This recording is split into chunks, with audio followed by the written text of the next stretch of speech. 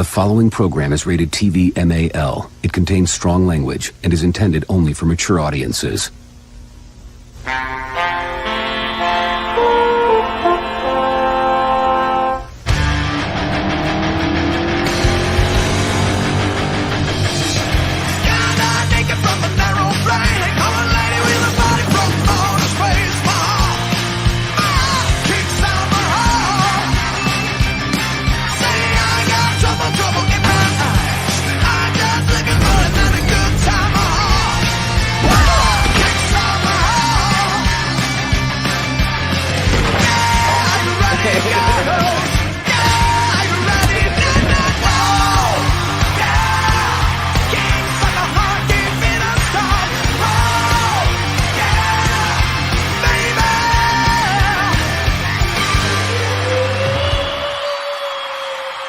There is nothing I love more. Taking my headphones off, fuck that. Bethesda, there is nothing I love more than to fire up a brand new RPG, lose myself. Sorry, did you want to get immersed in our world? Yeah, well, guess what? Fucking pronouns! I love nothing more than to be dragged out at every fucking conceivable opportunity so you can fucking current day us. Current fucking day! Fuck off! We can't see past our own fucking reflection! That's the level of our narcissism here at Bethesda Twat Waffle! That's all you fucking are! Twat Waffle! Fuck off! Fucking gender ambiguity! Fucking current day Californian shit! Cause that's all we fucking know! Cause we're boring! We're so fucking boring! You're boring! You're fucking dull! You have nothing to say! Fuck your immersion! Guess what? Fucking pronouns! You take everything we love and you just can't help! Shovel your dog shit! Fucking crap! Ideology into everything! Every single surgery fucking thing!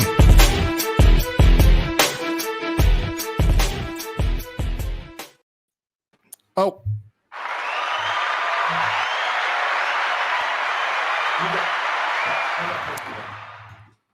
Oh, what, the headphones? Hi, everybody. Hello. Welcome to the little BBC. Look what I found. Oh. Hello. Look what I found. Hello. Look what I found. There's a Gary. There's a Gary next to us. Do you want to... Do I want to get closer? Why are you breaking my shit? Dude, it's because you got stuff like this down by my feet, all right? That's his I new don't backup even guy. know what this is doing by your desk, bro. I'm just giving you... This is the weirdest lube I've ever seen. I'm part side. I mean... Why are you being like that? Part side. Oh, I can't believe I touched it.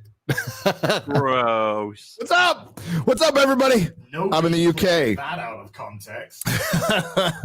Holy. That's you in...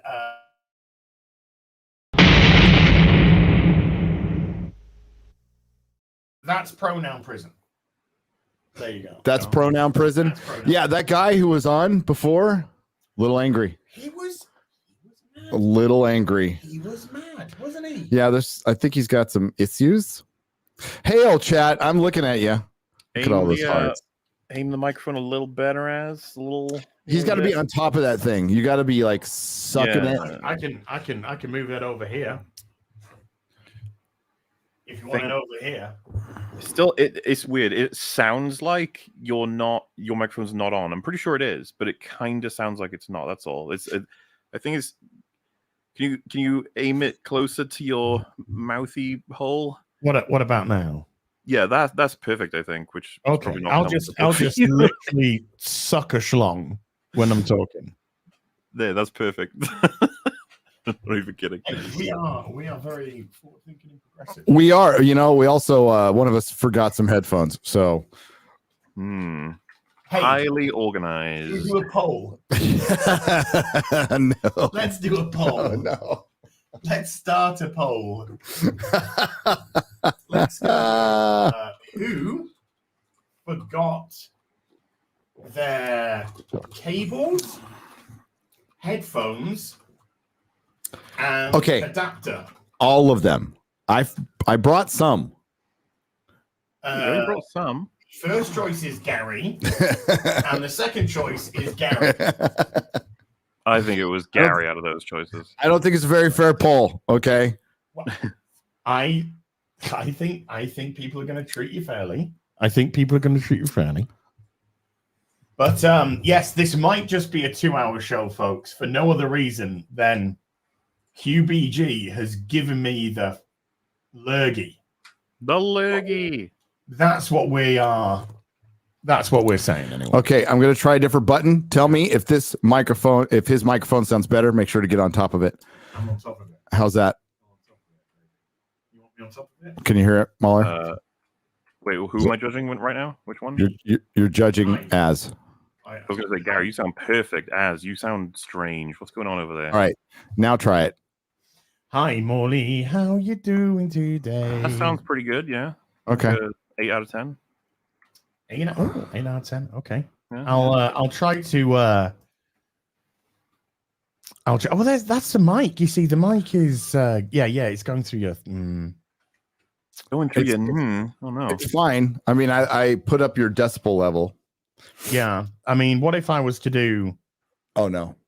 Don't do that. No. Don't do that. Oh no, because it's not even. It's all coming through one thing. Even in. Yeah. It's not even in the That's hole. what she said. Put them. Oh. You can't even get it right. And he's got the... Sabotaging the show. Hi everyone. How you doing? Welcome to the Real BBC. I'm Handsome Heel versus Babyface, and I am in sick. Wholly sick. I got it. The voice might be going throughout the course of the episode, so we're going to see if we can get through 2 hours. And we can do it, folks. But yes, the lurgy happened. The lurgy happened. I believe in us. I believe in us. I believe too. A lot of male touching happened. I did not infect anybody who was actually Quarter Black Garrett, chat. All right, Quarter Black Garrett, who always gets people sick when they go traveling, did it, and that was because of their excessive making out when they hung out. So there you go. Nothing. Nobody's. Yeah. No judgments. Love is love. Love is love. Love is love. And I love QBG. There was, yeah. And I was actually completely fine yesterday. Completely fine. And then went to bed last night and started to get a little bit of an ick there. And woke up in the morning and it was just like the head was. Mm-hmm. So it was hot as the surface of the fucking sun here. And now it's like back to like normal rainy. As I'm not gonna fucking lie, the second the day became colder, I was like, I'm in heaven. I'm back in heaven. This is the UK. Why the fuck was the sun here? Why do you Americans bring it with you? Take it home. Get it out of here. Sorry. We also have this thing called air conditioning, which makes it a much more manageable, and pools. Yeah, we have things called pamphlets that you flap in front of your head and then get cooler. This is very high tech. Our Airbnb provided fans that we had to put together ourselves because nobody had bothered to take them out. Really? Because no, every single time Britons get caught off guard, they're like, "Oh shit, the sun again!" Fuck, we're like, it's been like a wow, whole year. Things get hot here. I mean, it shouldn't. You're so north. You should be under a glacier, but you're not. Thanks to one little current that if it goes sideways, you're all doomed. Just want to let you all know. Yeah. Oh, that's fine. It's fine. It's cool. But I've got to tell you though, the shower. Oh my god! You like the one we had together? Yes. I was gonna say, guys, we don't Gary talk about could that on be this so show. loving. I thought a little bit rough, maybe, but no, it was just. Wait a minute. Go to the poll. Which Gary won? I want to know. Gary won is the one that was the Gary problem. won. How did Gary won? Now, who voted for Gary 2? Gary. You know what's more interesting, Gary, is who voted for Gary 7. Put him Star Trek reference. Yeah, it's a deep cut too. That's a deep cut right there. Okay, so Mahler, tell us what's been going on in the world because we've been kind of fucking around, not paying attention to the internet. Why would I know what's been going on in the world? I don't know. What's the news? Okay, Ahsoka.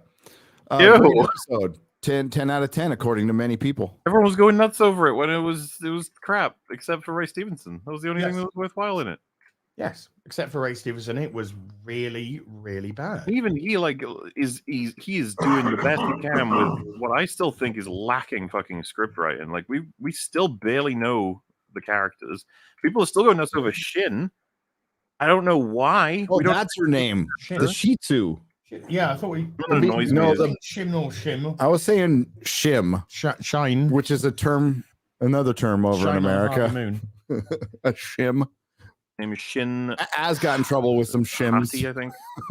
Oh yeah, I got some. What we on day 11? We're on day 11 of people screaming at me, telling me how much it doesn't matter. Pronouns don't matter. Yeah, still day 11 of people going nuts, still making videos, telling me how much it doesn't matter. I got a sneaky suspicion that it might. I think it matters. It might matter. I think it matters. Yeah. Ahsoka. Okay. Ahsoka these nuts. Ahsoka these nuts. That last episode had the biggest pauses between dialogue, I think, yet of the series. Well, can we say this episode had the biggest pauses between atrocious dialogue?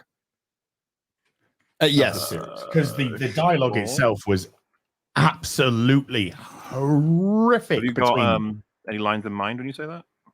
Well, when they were outside of the ship, when Sabine comes outside of the ship and Ahsoka's pretending that she can sense Sabine's. Let me do my Ahsoka. Okay. Yeah.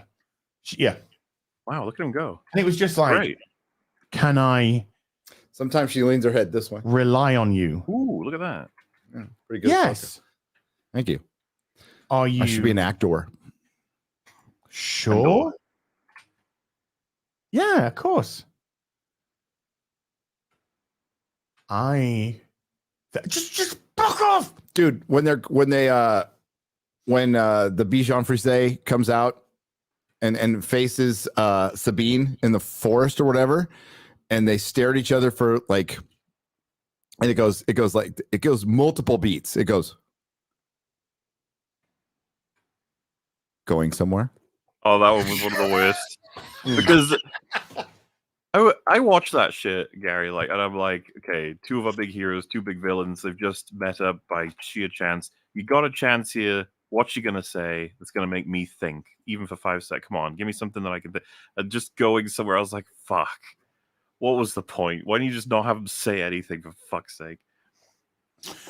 Why would Ahsoka let a non-force sensitive Padawan go up against a force sensitive Sith? Well, by the way, a lot of people are like, they're not Sith, they're Dark Jedi. Can we say they're Greys? They're apparently Dark Jedi. I don't really care that much to say that they're Orange Jedi. They're orange, yes. They're Orange Jedi. They went to the salon for a tan Jedi. Yeah, so it became funny when she was like, you go stop the thing. I got this. It's fine. And she's like, oh, okay. And then she shows up later, Shin, and Ahsoka's like, oh, Sabine? It's like, what did you expect? She got killed by her last time. Why did you think she was going to do well this time? And then it took Ahsoka, who was fighting Ray Stevenson, a split second to just go, boom. Yeah, oh, that was painful, man. Why didn't you do that when you killed the green cloud man? Why didn't Shin do that to Sabine? I know. But, well, I mean, as I did in my review, I said, I'm willing, my suspension of disbelief, and I think I'm being very generous here. My suspension of disbelief can say that maybe Shim is thinking we're going to cancel each other out on force powers. I try and choke, they try and force push, etc. So I'll just do what I know I'm better at, which is lightsaber dueling. So my suspension of disbelief could be stretched to that. But as soon as she realized that Sabine was not force sensitive, the whole fight was over and Sabine was dead. That part of your video where you established, like, you put the smoke screen down, it's like you now have the most advantage you've had in the whole fight and you run away. It's like 99.9% in your favor now. And you turn and run. One leap, one force push, One choke, and Sabine is incapacitated and cut in half. Oh, we just saw that we've happen. just been watching One Piece, the first episode of One Piece. We didn't quite finish it because Gary forgot everything. And Gary forgot everything. Somebody went in like that, just like Ahsoka did, and the guy just went cuts him in half. Yep.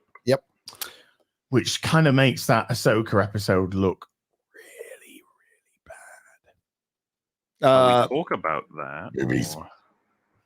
We gave do. me homework for the first time ever, I think, second time. Well, I said if you can. I said if you can't, don't worry. He was brutal, guys. He said I'm fired if I don't watch the entire season in an hour. And I was like, how am I going to do that? You're an Eldritch God. Figure it out. Play with time. Yeah, you can go through dimensions. You can, For me, an hour is an hour. For you, it could be an eternity. Or 2 seconds. The blink of an eye. Yeah. The blink of an eye. I liked One Piece. I didn't think I would. I didn't think I'd give a shit about it, but I was traveling, had a little extra time, so I sat down with Mark the Cyborg, X-Ray Girl, Quarterback Garrett, Adam Krigler, and Shad. We started watching it. We're like, By the end of the first episode, we're all, okay. I did have a couple of issues. Yep, I did too at the first. I did have a couple of issues, but I was actually really enjoying the main cast for the most part. I thought Dan Vasquez was wonderful. Dan Vasquez was really good as Luffy. Yeah. I think so. Yeah, and then the it's amazing that he grew his hair back so fast. Yeah, right. Dan, you shaved, dude. Come on. He's grown his beard back. Well, I mean, they filmed it a while ago, so he's grown. Yeah, they did. He's grown his beard back now. But I like Luffy, and I like the pirate hunter, and the chick was quite amusing, and the Kobe was distracting. But other than that, I've seen the whole thing. Yeah. So Nami's boobs. Yeah, I've seen the whole thing. I've seen all 8 episodes. Of what? You? No. Of boobs? I've seen boobs before too. Really? I mean, I'm married. What they like? Yeah, awesome. They're great. Sorry, just to make sure you don't want to let any information slip by. That's super important. What were you saying about Nami's boobs? We need to make sure. Sorry, I was reading the chat and I got interrupted by Az. So somebody said Nami's boobs are real, and I'm like, well, I kind of thought so. She's built. She's built for speed. Mm-hmm. Okay. She definitely has a She looks good coming and going. Support. We'll just say that. She looks good coming and going. And she's also not an annoying fucking girl boss in this. Oh, yeah. So that's nice. And there's actually some base dialogue later on. I know exactly what you're talking about. Oh, hell yeah. When I heard that, me and Shad had to pause it. We're like, what did she just say? Well, we Gary and I went to the cinema today with Melissa. Yep. And we saw The Equalizer 3. So I've seen it twice now. Gary and Melissa hadn't seen it. And there is just one outlandishly based line where this female who runs a cafe, says to Denzel, she says, "Who cooks for you?" And I'm just like, I love her so much. And he's like, me. And she's like, confused, thinking, why don't you have a good woman to cook for you? And who's your sandwich maker? Oh, it's like, oh God, I'm in a theater. I gotta be, As a matter of fact, in all social situations, that's what I'm gonna go. So who's your sandwich maker?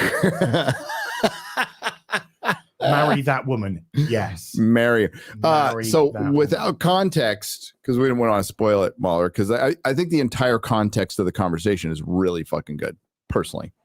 But there's a girl who's beating up a boy. Mm-hmm. And the boy says, "I'm never going to beat you." And she's all, and I'm paraphrasing here. Mahler can remember every inflection I can of give you the line dialogue if you want. perfectly. I know exactly what you're talking about. Yeah. Girls can beat boys, but women will never beat men. Yes. Damn. And the context is because you get bigger and stronger. I mean, and I like the way that they take it as well. That he basically sees too. that as like a sort of, well, then, hey, we're forever going to be trying to beat each other, okay, to become the best. That's the conclusion. But he also lays it on her like that's an excuse. That's a cope because that's nature. So if you know it's nature, it's a cope. So there's other ways you can be strong. There's other ways you can win. So the context of the conversation is even better, I think, towards the end. And you're right, Mahler.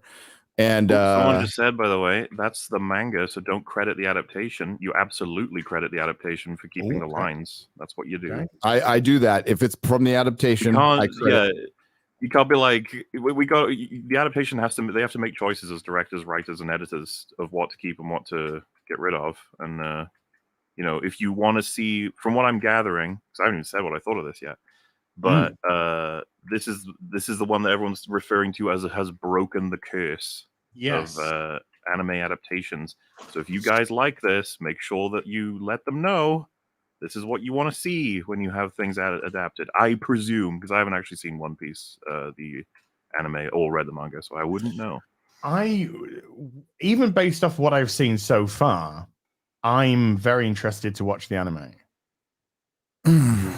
So what I've seen from some people say it is that they've started watching the anime as a result of this adaptation, and that they don't enjoy it as much as the live action version, which is amazing. Here's where we deviate with the wonderful anime fans out there who are saying it's better. And I think to a man and a woman, I've been told like, hey, if you like this, the anime is better. And I'm like, that's cool. I've actually read a couple volumes of because a viewer was kind enough to send me like a shit ton of One Piece. So I read some of it and I like the story. I think the story is wildly imaginative and cool as hell. Reading thing. Not a massive fan of the art. Okay. Not a huge fan of the art. I'm a Western comic book snob. Please forgive me. But I thought the story was really good. And I think they've made it, I guess, Yellow Flash talked about this in his video. This makes it palpable to normies, and it will bring, not everybody's going to like it, but it's going to bring more people in. The danger of that, which I don't think is too much of a danger in the ethno state of Japan, is the woke tards coming in and using the excuse of making it palpable to normies to inject all of their bullshit. Because it's an excuse, by the way. Never had to make Star Trek palpable to normies back in the day. No. I was a 5-year-old kid watching Star Trek, which wasn't made for 5-year-old kids. No. And being scared about it a little bit, not knowing what's going on, but I definitely stayed with it because I liked it. And they didn't need to dumb it down for me. I caught up. I caught on because most kids do. Kids aren't dumb. No. A lot of adults are. Well, particularly when you've got an imagination. I mean, a kid's best trait when they're young is their imagination and where it can take them. And watching stuff like Star Trek just fuels your sci-fi. It fuels that imagination for science fiction, which takes you to just completely different other places. Star Trek, watching the original series, took me through to the Next Generation, took me through to Anne McCaffrey's Chronicles of Byrne books, took me through to Steve Jackson and Ian Livingstone fighting fantasy books. Just takes you down a beautiful rabbit hole. And holy shit. Feed children's creativity, feed their imagination young, because that's where we get our next generation of incredible writers from. Not the fucking wank we have now, by the way. So yeah. So One Piece surprised me, like totally utter, like, and I watched most of it with Shad. I think the entire group watched the first couple of episodes, couple 3, then they had to take off, and then me and Shad. I was supposed to be making a video, and I'm like, Shad's like uploading his video. And we're like, let's watch an episode. Oh shit, we could fit in 2. All right, 4 episodes later. And Shad was sold on it. I'm sold on it. I thought it was really fun. Had a lot of heart. I like stuff with a lot of heart. I like the main character. The main character's I like him. Very likable. He grows on you. Yeah, I like Zoro. I like Nami. So yeah, I mean there's another character who comes in later. Okay, so yeah, the main character Who's a good one? and the cook. stoic hunter. They're my two favorites so far, and they were done really well. And when the stoic pirate hunter is tied up in the courtyard, and it's like, I'm gonna I'm gonna release you now. And he's just like, I'm not gonna join your crew. He's like, okay. Just like, it's just a bit of a shame to have you just hanging around here. So yeah, take care. It's just like, I think, and that was good because it showed, the pirate hunter saw a selfless act. He's been all we'd seen happen so far was people trying to use him. So it's just nice to see somebody just being like, I'm just going to release you. I'm not going to do anything for you. It don't matter. So what'd you think, Mahler?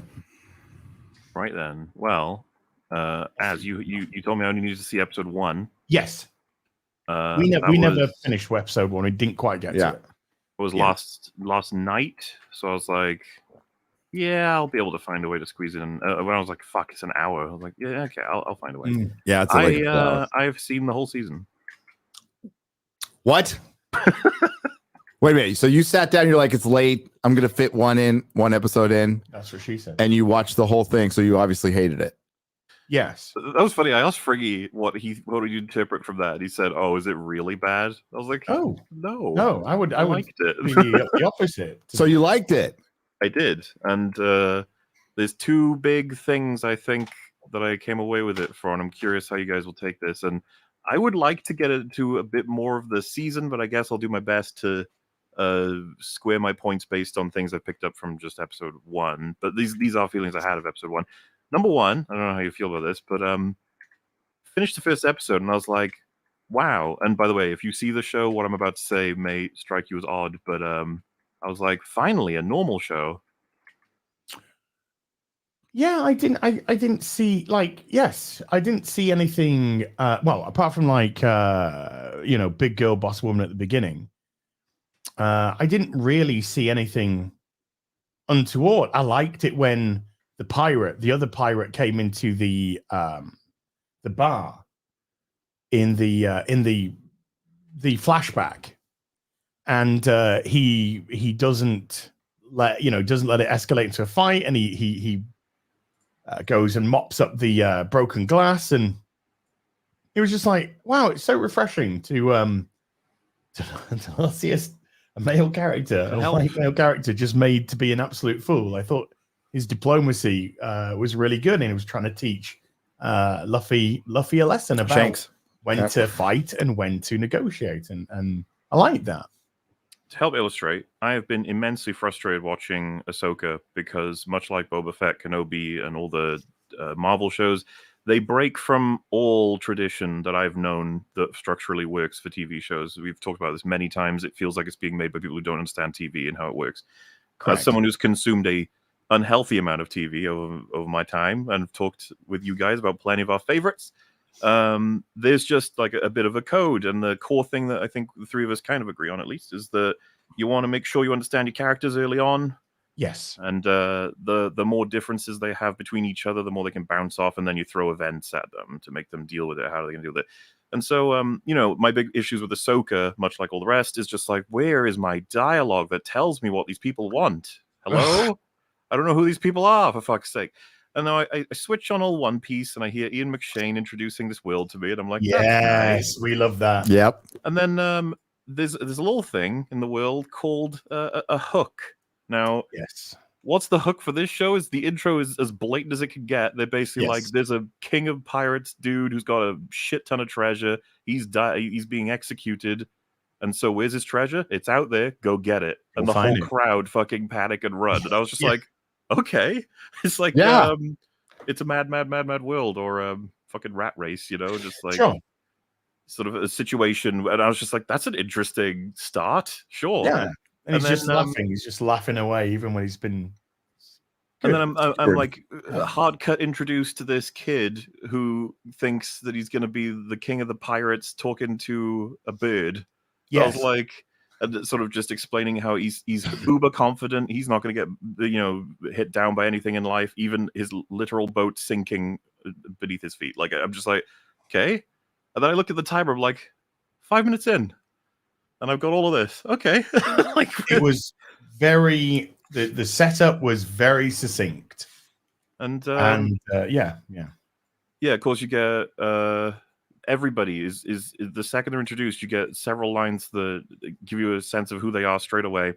And the thing that I was struck a little bit at first, trying to keep this all about episode 1, was I was like, I hope we're not dealing with, because I have no familiarity with One Piece, so it's just like, I hope I'm not dealing with a world that is rough and harsh, and there's just this character who's aloof and somehow through luck makes it through everything, gets to do whatever the hell he wants, because I'm not a huge fan of that. And he seemed to be treating everything with like almost disrespect. So I was like, is there a reason for this? And then the rubber thing happened, and I was like, oh. Yeah, like, no wonder he's so confident. He can't get killed by bullets or swords very easily or typically. And so he gets to, through this amount of power, express sort of a living that is much kinder. He can be kind and unusual because he's got the power to do so. I was like, that's cool and interesting, and it already makes me like him a lot. And the thing that gave me that last piece I was missing was he has his limits. When she kept attacking and he was like, okay, enough, and then booed her off the ship. I was like, huh. And again, I was just like, fuck me, they're doing this all really fast. And then, of course, the scene where we first get a couple of flashbacks with him and his father figure. I don't think it is his actual dad, right? No, no, it's not. No. And he says he's like, he wants to get his scars to prove that he can take the pain as a kid, right? Doesn't understand the point of it. And he says, the scar is not about the scar, it's about the lesson behind the scar, and you didn't earn that one. Yes. It's funny, the scene kept going, and I found myself just sitting there thinking about what that means and where it could go, what it means to these two guys. I was like, shit, I need to rewind because I just missed everything else everyone's saying. And I was just like, fuck, it's been a while since I've watched a TV show that just has a line from a character that I think about. And I was like, shit, man, everything is goofy and insane, but this is all very good, normal story structure. Yes. And I was thinking about how that's kind of what they got it backwards with something like Ahsoka. With One Piece, it is, like I said, very normal and very well established story structure with a wacky paint coat. Like, it's like, look at this crazy. Look at this. In Ahsoka, it's a wacky and crazy story structure that no one fucking wants or likes, with a paint coat of normal boring. Yes. Somebody had just a really good point in chat. They said, if you married Gary yesterday, why are you already pregnant? No. They said we have got a better Mr. Fantastic with Luffy before Marvel. Yep. With Reed Richards. Well, Elastigirl and Incredibles, we got a better Mr. Fantastic with her funny too. You say that. When we got everyone introduced and the big fight scene happened in the courtyard, I said to Freaks, I ended up showing him this first episode, did we just have a better Avengers Assembled than like anything Marvel have done in like 10 fucking years? So what the hell's going on? What you brought up, Mahler, was like the first thing that hit my mind, and this was after watching the second episode, and I talked about it with the group, is like, this is the best characterization I've seen in a TV show in 5 years, 6 years. Yes. Yeah, long time. And the first thing we thought of was Ahsoka. We're like, which is the worst, was some of the worst.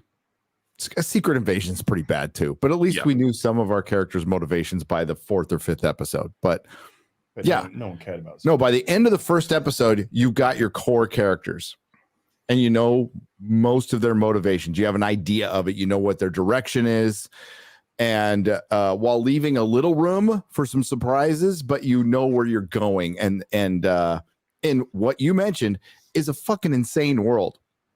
Right, they're wearing Converse high tops. They have glasses. They have modern colored shirts. But they also established that this is not Earth. This is a very bizarre place, and it works. It totally works. I live for this shit, Mahler. That's what I told. So do I. I was so happy to be in this world. The guy has 3 swords. I was like, why not? Fuck it. I don't care. Yeah, sure. Why does he have 3?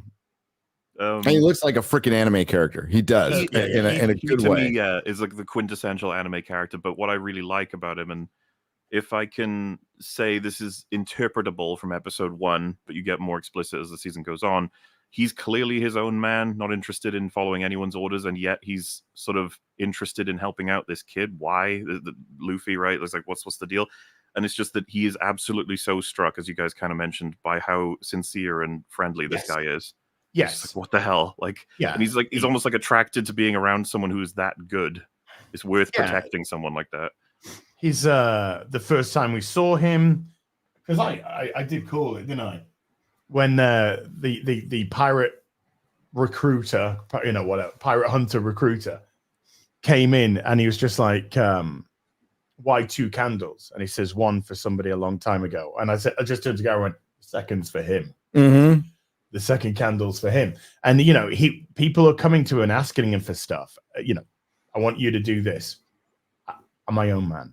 Then we go into the bar, and the girl brings him the food, and she runs into the other guy, and then he steps on the food, and then I turned to Gary. I said, he's gonna pick up the food and eat the food. Yep. Because I could immediately start to see the cogs in this guy and how he was working, and it was the sincerity of the girl just bringing food to him that made him step up and defend her, because I don't think he would have done otherwise. And then when Luffy frees him, he's like, well, I'm not going to join your crew. He's like, okay. Yeah, that's fine. He's like, can you just close the grate? Go back. So that's what I mean. He can strike almost as a little bit annoying and aloof, but I don't think it takes very long for him to grow on basically anybody who's watching this. He's such a sincere and genuine person, and he's just going through life trying to be like, I just want to be the pirate king. I want to be the boss of them. It's going to be great. And pirates don't have to be bad guys. No. It's such a like... He's almost like frustratingly fun and wholesome. He's like the Tick. Yes. Except smarter, but yes, absolutely. I need to. I want to watch more. Well, so you're going to be sick, so you can watch the whole damn thing tonight. I'm already, as you can see, starting to burn. Yes. So something else that you get from the first episode that's throughout the season as well. Pick any one of them, and the action scenes, any of them are better than anything we get from the $200 million production budgeted movies for fight scenes. They shoot for clarity. You can tell what's going on. Now, there are things to be critical of. There's choreography mistakes here and there. There's I know there's one that was getting popular on Reddit where Zoro does a roll and his sword bends in half or whatever. And they can fix that, by the way. Yeah, they can. And there's plenty of stuff like that. But like that annoys me so much less when you have so much working and so many variables all at once. And I was just surprised with how I could understand where everybody was and what moves were happening and where things were. I was just like, fuck, it's been a while. That's neat. What's the girl called? Nami, yeah. Nami. When the guy comes up to her in the bar and says, can I buy you a drink? And she says, too tall. And then the bald guy with the beard, I love those kind of guys, walks past her, and she's like, oh, can I buy you a drink? I just turned to go and went, that's her mark. Yep. Yeah, obviously. But because it's not that it is predictable, but it's predictable to show motivation very quickly and clearly. We talk about on EFAP every once in a while. There's like 2 kinds of predictable. The worst kind where you're like, this is so pathetic and basic that we know. For example, Ahsoka's going to become the God Queen of Star Wars, which is like, because we know the motivations of the writer and stuff. But to be like, Zoro, Nami, and Luffy are going to team up. That's the kind of predictable. That's just like, well, I get that that's what we're doing. We've shown them all separate. They're all going to meet up in this. They're in the bar. Sure. They're gonna have an event that drags them together. That's totally fine. You just hope that they do it mechanically very straightforward. Because even in that fight, we get loads of like cutaways to Luffy being impressed. The I forget the name. Is it Zubi? The guy who's like super kind of cowardish or at least fearful. Wants to be a Marine. No, the guy later. You didn't see it. You didn't see him. Yeah. Oh, the black kid, right? The one I think I'm mixing up the names. No, Kobe. Yes. So, Harry Potter. That's Kobe. Yeah, So- well, to be fair, I was just going to list every character in the fucking room, so technically yes to all of the questions of who I'm talking about. But everyone's up to something, everyone's reacting to the situation with in character sort of thing, and it's just like this is fun. I'm getting information on character while seeing some fun choreography. Like there are moments where Zorro dodges several attacks at once just by moving out of the way, sort of thing, not doing much. I don't think he draws his sword in that bar fight, right? No, he just releases it to get extension, but doesn't take the sword out. Yeah, there's loads of fun stuff like that. And that was one of the things I was noticing pretty quick. I was like, oh shit, I think I'm having fun. Yes. Fun. Yes. Like, what's this weird feeling we're having? And it is a feeling. dude, after you watch the rest of it, the chat asked what's the over-under on Az crying at the end of episode 7. I'd say a nanosecond, because he'll be sick and he's freaking gay anyway. So he will be bawling. Okay. It's the end of episode 7 is really fucking good. Like really, really good. Yeah, they dip into pieces of heavy here and there. And now my it preference gets would heavy. be going hardcore into heavy, but this is clearly a bit more. The show itself wants to be a bit more fun and wholesome than going too heavy and dark. But I'll always like my heavy dark shit. I'm like, go there, kill everyone, do it. It'll be fun. But still very satisfying. Like there was to remain as spoiler free as possible. One of the characters that arrives later in the season, him and Zorro's interactions, probably my favorite. It actually kind of reminds me of Angel and Spike. Yes. The little absolutely. That was what I was thinking too. But there is a key element here that I actually think there's a couple of reasons why I think this is kicking off for popularity. You know, not the least of which One Piece has its own audience anyway, and it seems like they haven't pissed the fans off. So you've got a built-in audience already running with this and recommending it to people because now it's live action. But something key, we covered this in the EFAP anniversary. It's been coming up a lot. A lot of people feel this way about Marvel, Disney, and a lot of current day stuff. Is that sincerity? Actually taking everything for what it is. So like for anyone who's a little bit like, what does that mean exactly? So best examples might be off the top of my head in Quantumania. Scott gets attacked by an alien quantum jellyfish thing, nearly kills him. He throws it away. He shrinks, goes back and says, well, that was weird. And you just sitting there like, and you sigh and you're like, what is that? And it's like, well, what that is the writer is like, man, this scene where I've just written our character is attacked by some big flumpy thing. I think I need to have some self-awareness in there. I need to let the audience know that I know as the writer that this is silly. And a lot of people blame Joss Whedon. It's the whole thing of whether or not you think he was able to do it, whether or not other people aren't. Taika Waititi is like the end game of it being horrifyingly awful. And it's wrong to blame Joss Whedon. He was Angel and Buffy were very sincere about their world.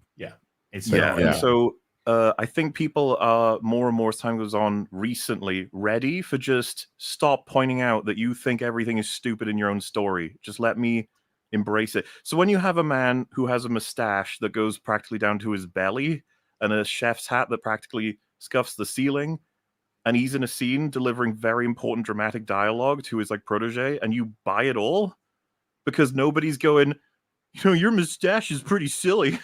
You have blue hair. Does everybody? Oh, look at you. You have an axe for a hand. That's stupid. It's not even that. It's just that why is he called Axe Hand? Oh, that's why. Yeah. I'm gonna predict. I'm gonna predict what I think he might have. He might have an axe for a hand. He does. Maybe. And I was more than happy to see all of these crazy designs and different things. And that I if I didn't know what One Piece was or hadn't heard of it before, I would had to have guessed this was based on a different source material than just completely original, because there's so many crazy ideas in this. I was like, you must be getting this from somewhere. There's too many disparate things happening all over the place. But I absolutely love that I couldn't find like a single line that felt like a character acting as a projection for the writer being like, don't worry, everybody, we know this is insane and dumb. Like, not once. They just treat it all nice and seriously. And you have these ridiculous characters get into pretty intense situations and you can feel things. This is something that James Gunn would have been praised for with a tree and a raccoon. It's the same shit. Yeah. No, like it is crazy that the same streaming service that produced The Witcher And Cowboy Bebop, for those of you who watched it out there, like produced this. And imagine if the creator of The Witcher had approached The Witcher with the same respect. Oh, dude, I wish this would set a precedent in a lot of ways, It because should. I've not even won't, but it touched the should. original, but this has clearly resonated with people who haven't even heard of One Piece. Why Sure. is that? It's like, I don't know, maybe because you didn't shit and piss everywhere. That's what I end up Yeah. saying these days. No, this is a total surprise. And it's been out, now for what, 10, 12 days? Mhm. Oh, dude, the progress of sort of the word of mouth has been insane, because I think when the trailers came out, I heard people being like, here we fucking go again. Yeah, I thought the trailer looked. I didn't think it looked very good. I didn't think it looked very good. When the episodes were out, I still heard people being like, it's some good stuff. I kind of like it, and I was just like, yeah, okay, fine. That sounds normal.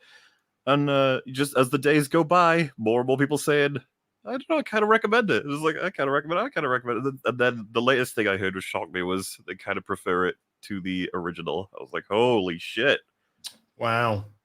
Well, that was IGN gave it a 6 out of 10 because it was too faithful to the source material. Yeah, I've also heard people say that it's too anime-ish, and I'm like, I need an argument. I'm not going to rely on intuition for that. I need you to give me an argument. The style choices I thought were, at first, I thought it was going to, Mark the Cyborg and I were talking about that fisheye lens could get annoying.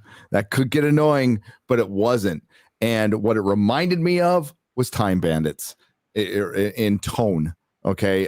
In this like really freaking bizarre world with sincerity, right? And it's surreal and sincere at the same time, and it really fucking works, like absolutely. And by the end, you're fine with it, and the action is good.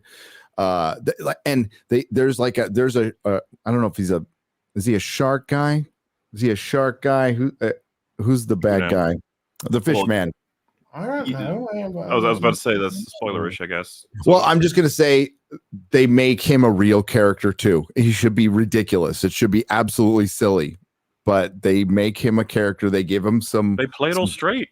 Yeah, they play it straight. It's freaking great. World, but fuck it. That's all we've asked for comic book movies, by the way, is play the shit straight. You started that way. Yeah, you started that way, but Arlong. They're all just stupid. We think superheroes are stupid, so we're just gonna write them as stupid because it's so silly. When you continually hire soap opera writers or people who have no background in this and who've never read it and have no respect for it, it shows. It just shows every time.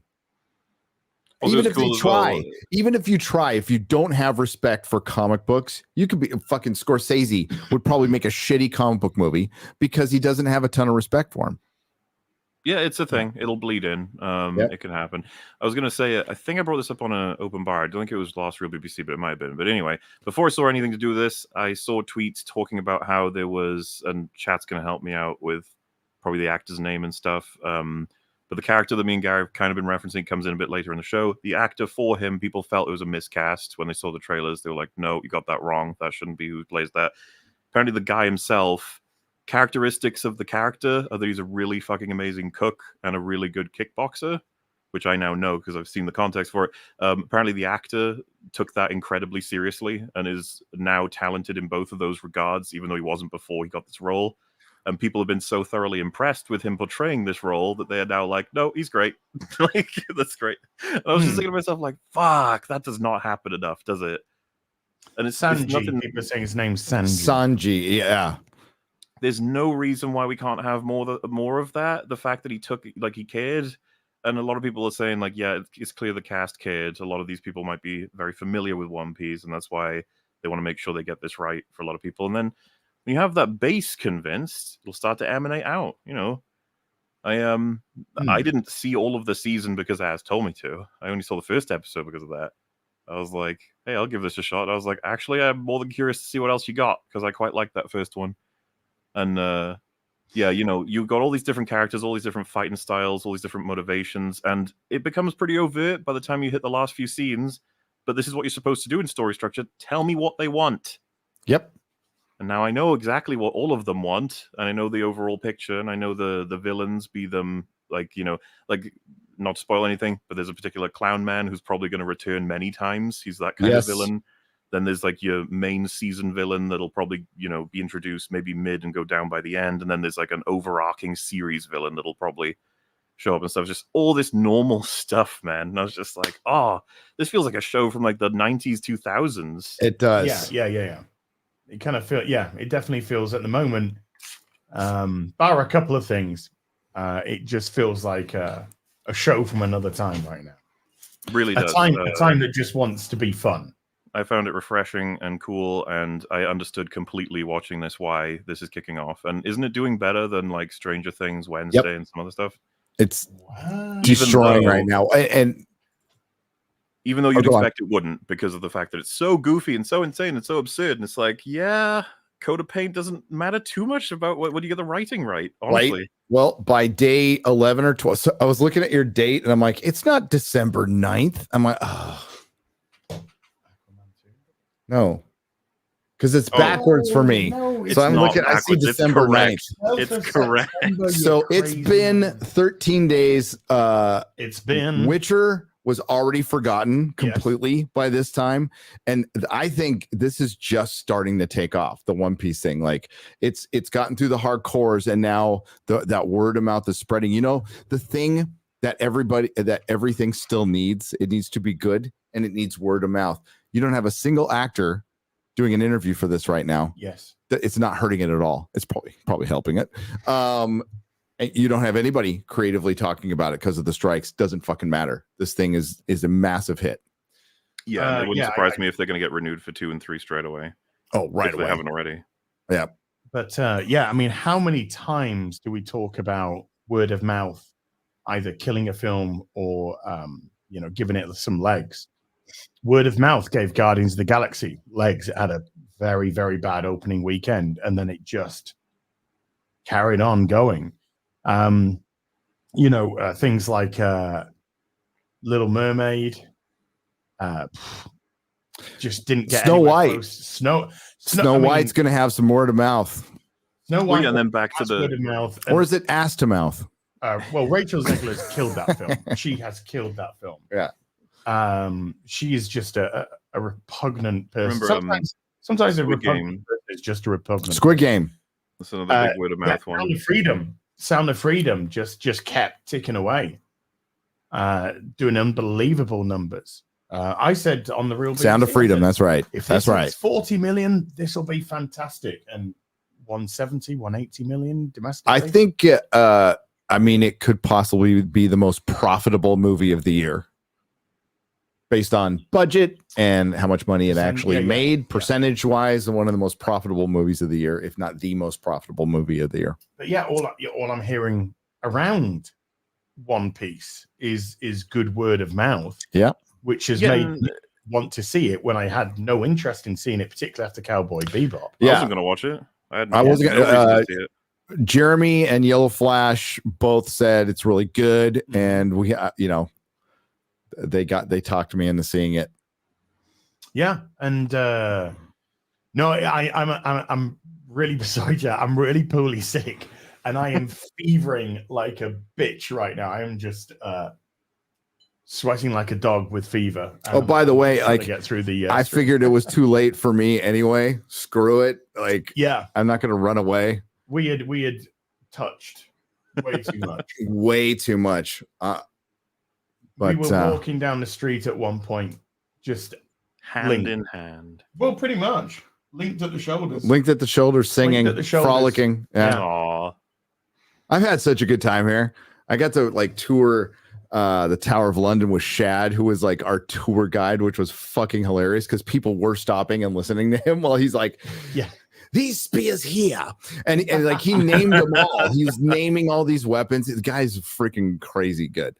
And then hang out with Adam and X-Ray Girl and Quarter Black Garrett, despite getting everybody sick. And Mrs. Nerdrotic. The meetup was freaking amazing. You guys were asked about a lot. The place was packed. It's been amazing over here. It is so I'll never get used to this, dude. I am super grateful for having the best job in the world. that you guys allowed me to have by being a fellow member of the audience. And I will always keep that in mind and try to remain as humble as possible. And these meetups are humbling. The best part is you guys get to hang out with each other too. And it was just a big fucking party. But like going to a different country, traveling thousands of miles and getting that kind of response, and nobody lived in London. They were all like coming about an hour away. They're like, fucking London, why are you doing this to us? So I won't do that to you next time. But yeah, you need somewhere a little bit more central. A little bit more central and not in London. But it was great. And they kicked us out. And then they kicked us across the street because we were too noisy. It was great. But thank you guys. Like seriously, Disparu got to get out. And y'all got to meet Disparu for the first time. And it was the first time he got to experience legs. Like, well, he has legs. And outside too. It was the first time he experienced outside. I think it's the first time he's been out of his house, to be honest with you. But to see Disparu's like eyes light up, and it was really cool. So thanks everybody. Said she's yesterday. So we just arrived. I already feel like a third wheel between these two. Well, I mean, it's true. Dude, we found the best hotel. I'm not telling anybody about it. No. We found it's nestled in the English countryside. It's like in the Shire. There's a little creek. Their pub serves like 5-star food. The food was just perfect. Bueno. I'm not telling anybody about this place. Oh no! Is your opinion of UK cuisine going to improve, Gary? The shower with Gary and me. It was great. The shower. Hey, my back got washed. That's all I'm saying. It's been a while. That wasn't soap. Oh shit. That was prison soap. Oh, the food is much better than last time around. We had some good food yesterday. I saved up. It's no American food. Let's not go crazy, or Mexican food, but it's better. Calories for this meal last night. And even then, I was just like, no, that was too much. Dude, it was so good. It was so unbelievable. Having my proper, I had, what did I have? Black pudding? Is that what I had? I made you have black pudding this morning. And I liked it. Yeah. I've recorded a couple of things, which I'll just stick together into a little thing when I'm not dying. It's better than Vegemite. That's for fucking sure. But yeah, I made, Melissa, by the way, Melissa's just been a star. She's been an absolute star. We made sure that Gary got the full English, and I said, and the black pudding, because it says at the bottom, optional, do you want the black pudding? And I said, yes, he'll take the black pudding. So it was quite funny seeing Gary do a full English, and you liked. I ate it all, except for the portobello mushroom. Can't stand those mushrooms. Yeah, we'll see that. Not a fan. Yeah, you'll see it in the way. But yeah, she is a star. I mean, it's not unlike. I mean, being married to me is probably like being a caregiver of somebody's special needs. I mean, it's not entirely different. She has been a bit legendary.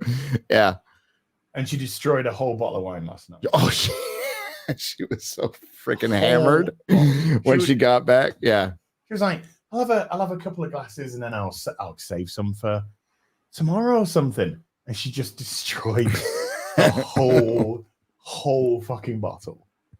And it was great because just like people are sat in the dining area and we're just loud Americans. Yeah, Mahler, we have been so obnoxious since we've been here. We got shushed at Windsor Castle. Oh no, because we were so fucking loud. And then I've done plenty of like Melissa tried to pay and I wouldn't have it, and she the clerk's kind of like looking at me. I'm like, they're American, ignore them. That's funny. We said that about Shad. So Mahler, I think if you do an EFAP talking about One Piece, don't do it this Saturday because I'll still be gone. I'm totally down with coming on. I'll put that on the maybe pile, I guess, because the thing is, I wasn't put it on the maybe. I don't want to put it on the spot. I think I have a feeling that people will be annoyed from the aspect of like you're not going to look into the source at all, and it's like, well, No, like, probably not. One Piece is famous for being incredibly long, from what I gather, as well, right? Yeah, there's so much of it. Like both, you know. Yeah, it's really hard to commit to how many volumes, chat. It's a shitload. I got sent like a bunch, and I was told that's just the first part. I'm like, what? And like part of what I wouldn't mind talking about is just the structure. It's such a normal fucking structure for a TV show, and like I said, it's so refreshing to watch it unfold. Because you know, just like building up 3 people, then having them come together is the simplest fucking blocks of structure ever. They did that in Phase 1 of Marvel. Do you remember that when they did that? That was a thing they did. I remember that. They don't do this shit much anymore. And like, I don't know what the fuck their plans are with like these Star Wars and Marvel shows, because everything is so fucked up. The episodes are chopped to hell and back in terms of like continuity or even progression of events themselves. You brought up Secret Invasion. It's just like, yeah, what the hell was that? What an insane bit of nonsense that was. That was supposed to be Winter Soldier levels. That's what they were trying to like evoke. Well, I can tell you from I absolutely think it's the same for Star Wars, and I can tell you that I heard this from somebody who worked, and not just like they didn't go get coffee. Okay, somebody who worked. That's disgusting. Somebody who worked on a Marvel Disney Plus show. This person told me directly, Kevin Feige is spread too thin and does not know what he's doing when it comes to television. Like, just flat out doesn't. He's been a movie guy his entire life, and he just kind of like, no showrunners, by the way, but we can tell. We can very much tell he's spread the show run. So the main writer is considered a showrunner while not being paid like a showrunner, and they will write the first and second episode, and they'll direct a couple things, and then they'll go, but then they'll be bothered by Marvel when they're on their next project, right? Going, we need you to come back. Somebody quit. What, you know, Basha K. Ali, who dumped them, who wrote Miss Marvel, left and had this non-compete with Netflix, so she couldn't like give him notes for her script. But she also sucked. She first drafted Ms. Marvel and then fucked off to Netflix. Mm-hmm. So and they had to drastically rewrite everything. So you know, as well, in terms of like the basic structure, you get Luffy's sort of backstory with the pirate guy. I think that shows up for the first 2-3 episodes, something like that, and then I think you get 1 or 2 more as the story goes on. Zorro's ones, I think though you get most of that in 3 and 4. Yep. Then you start getting the character gets introduced later. He gets like a full episode straight away. Like when we meet him, I think we get like a good 20 minutes of all of his history. That is so good, by the way. Oh. And then the big bulk of Nami's history comes in later in the season, and you realize, like I said, by the end of you hit the end of the show, you're like, right, I know everybody, and that was fun. That's what I mean. It's so fucking simple. It almost like kills me to think about it, because it's like all of these, like Ahsoka and everything else, they would benefit so hard from even being a bad copy of shit like this. Well, I mean, look, I've seen 45 minutes. Yep. I've seen 45 minutes of the first episode of One Piece, and I'm more invested in the main character, the one with the green hair, than I am anyone in Ahsoka apart from Ray Stevenson. And I said in my last Ahsoka review, I said, why am I meant to care about Sabine and Ahsoka? Nothing has been done in the show to make me care about them other than these are your main characters. They've displayed no heroicism. They've displayed no motivation. It's just, we're good. And then you've got Hera literally walking around going, I can do anything I want because I'm a general. Oh my God. So I'm invested in a stoic Ray Stevenson and why he's doing what he's doing. And that stupid witch shouldn't even be in the picture. This should all be Ray Stevenson's motivations to bring Thrawn. Because you're thinking, why does a fallen Jedi, why does a Jedi who survived Order 66 want to bring the Empire into a war with the New Republic, and bring in the witch character on, which I believe she was in Mandalorian. Okay, I don't give a fuck. She just takes away Ray Stevenson's agency in that aspect. He should have just, as soon as they got the map and she was like, yes, it's here, he should have just gone and just cut the fucking bitch in half. And that's the way that should have gone. There is no Sabine is obnoxious. She's obnoxious and she's insufferable. We've seen her disrespectful to the fallen several years ago. The Empire were defeated. That's all we've seen. Her being selfish, her being disrespectful, and I don't care about them. Look at me, I'm fucking dripping with fever.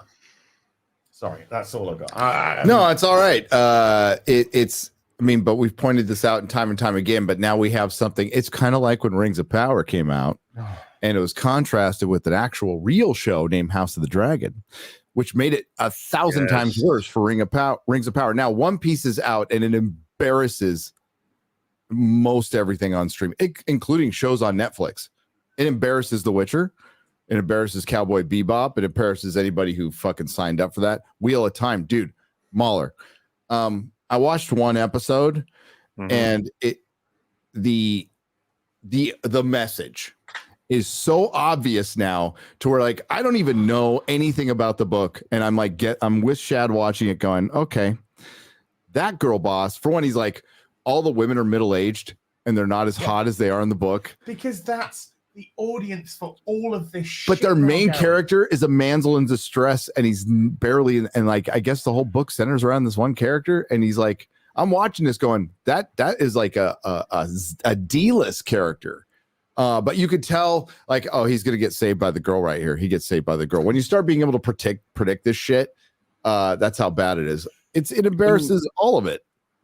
You know, you're saying House of the Dragon, like something I enjoyed and I look forward to when season 2 comes out, is we ended up in a lot of conversations about subtext, talking about like, oh, did you hear how they said this line? It's like, do you think that means about this and that relates to that? It's like, oh, do you think that's foreshadowing for this? And there'll be several times where you guys be like, oh, it relates to this thing, and then I'd be like, don't say the thing, because I'll be excited to see whatever it is. Now, there's a couple of examples of this happening in One Piece that I was genuinely kind of surprised that my brain was running with this from, because it's such, to me, it's like a really good meal in the equivalent of a TV show, where I get to not only think about what they said for what it means to the character, but what it might mean underneath as well, so to speak. Now, later on in the season, as good old Zoro is asking Luffy if he remembers what he said when he first met him. Now, you saw that in the first episode. Okay. Luffy has 3 answers, and I found it so interesting to think about why they were ordered the way that they were. So Luffy's first answer is that you didn't want to play pirates with me. Yes. And then Zoro looks at him and he's like, no, the other thing. Then he goes, oh, that you hunt my kind for a living? And then he goes, no, the other thing. And he goes, oh, you want to be the best swordsman in the world? And I was like, why was that the order, do you think? And it was like, well, the one that mattered the most to Luffy was direct interaction with him himself, saying, I don't want to play with you. Second most important was, I hunt your kind for a living. Like his career, that would prevent them in an almost career clash. And then the third one that is still important to Luffy is his dream, this guy, because something you know about him throughout this show is that he always is invested in finding out what these people want. What do they want in their lives, especially if he believes them to be good people, and he wants to find a way to encourage it. And I was like, that's a fun character element right there. Yeah, it is. Yes. I mean, I am, how many is it? 8 episodes? Yeah. I kind of blitzed through them because I wanted to be able to talk about it all. Get a towel, you idiot. Dude, I am dripping. Yeah, I am just dude, it's fever. I can't. You can still get a towel. You can get a towel. But I'm just fevered. You give me fever. Boosh. I've got a towel in my your backpack. Yeah. You want me to go get your backpack? Well, just get the towel from the backpack. No, I'll get your backpack and you can get the towel in the back. Okay. No. Where's the towel? It's in the backpack. But where's the backpack? Backpack's in the front. Okay. That was such a like do moment of let's do a couple of supers, folks. I'm going to try and do a few. He's dying, It's folks. TBG. I will get my revenge. Baba Yaga movies with a 50 says I've sent Gary, Jeremy, and most others a super chat before, showing off your life-sized animatronic Gary plushie waifu has earned you this one. But when did they make a recreation of the Tower of London in New Zealand? I mean, thank you. Hey, the London Bridge is in Arizona. It's in Arizona. London And a Bridge lot of really people didn't cool know that for some animatronic, reason. though. got dismantled, and Yeah. a long time ago. Long time ago. Isn't it? But isn't it just nice to just to talk about well-structured television? No, when we were done with episode 7, I turned to Shad and I'm like, this is why I do this, dude. This is what I freaking live for.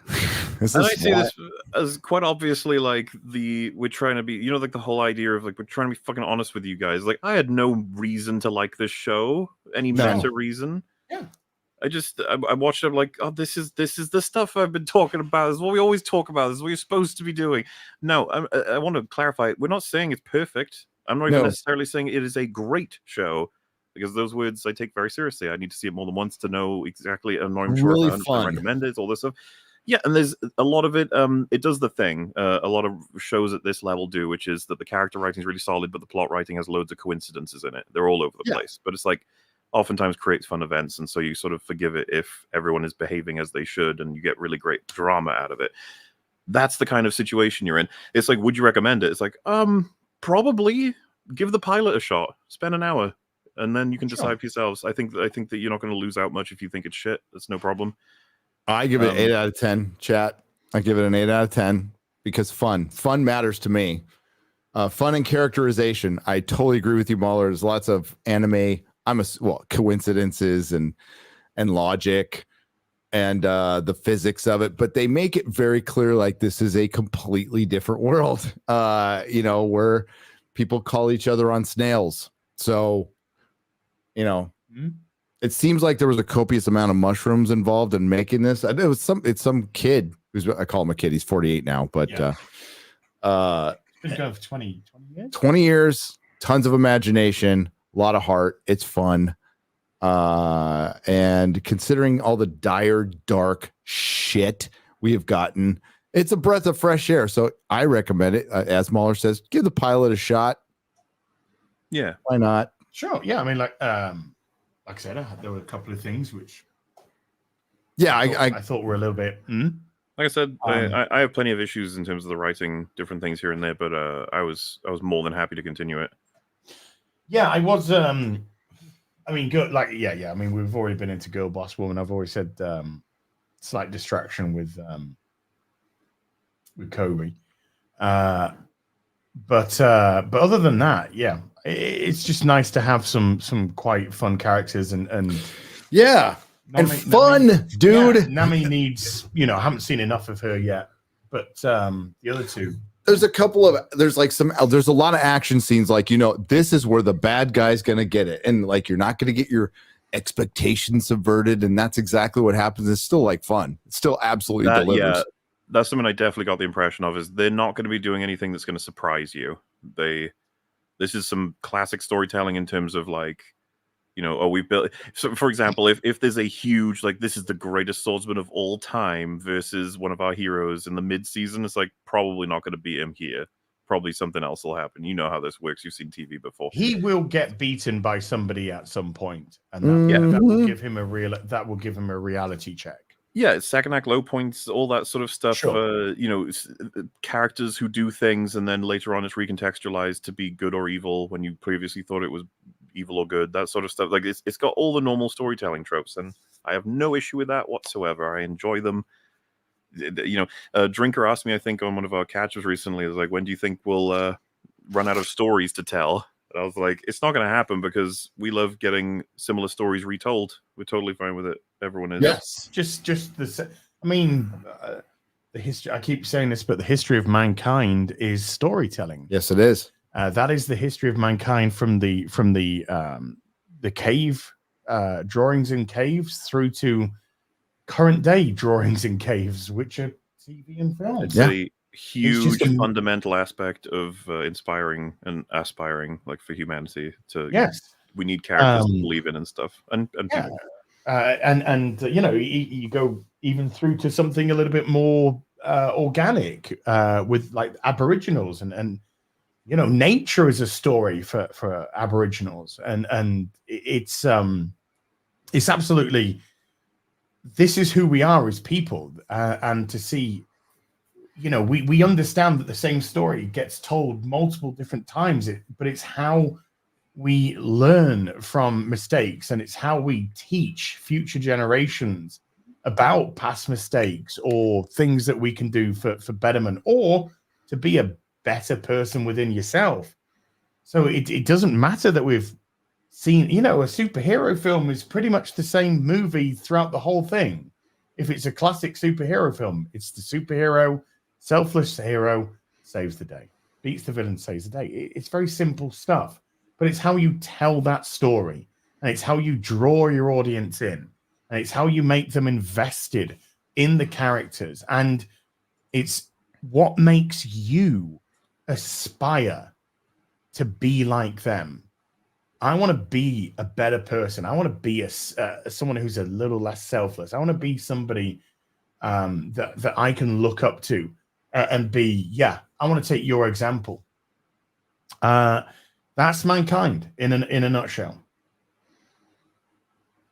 And I'm dripping Yes. with fever, Dripping with inspiration. dripping with inspiration. There's a lot of One Piece. By the time you're halfway through, is really fleshed out. It's vibrant and it's a full world, and you have an idea of where you are. For one, they tell you. You see maps throughout it, and you get and it's a bizarre world. You know, that's got mountains in the middle of it that where rivers go up. You know, but you still know where you are. I have no fucking idea where I am in Ahsoka, and I don't care. No. More importantly, But it's like Rings of Power. No fucking idea. No. It was like, you know, I'm here and then I'm here. You know why and then they I'm chose here. not to use maps? Because they didn't want it to make it like Game of Thrones. So I'm like, okay, so you sacrifice anybody knowing where the fuck you are. But you And there's different ways you could have done it, but it doesn't matter. we know you're just a Valinor. We know you're just about there. And then we know you jump into the sea. And you And swim then across it. And then some of you 300 miles. halfway across the fucking ocean when you're picked up, and you just bump into the person you've been after for hundreds of years.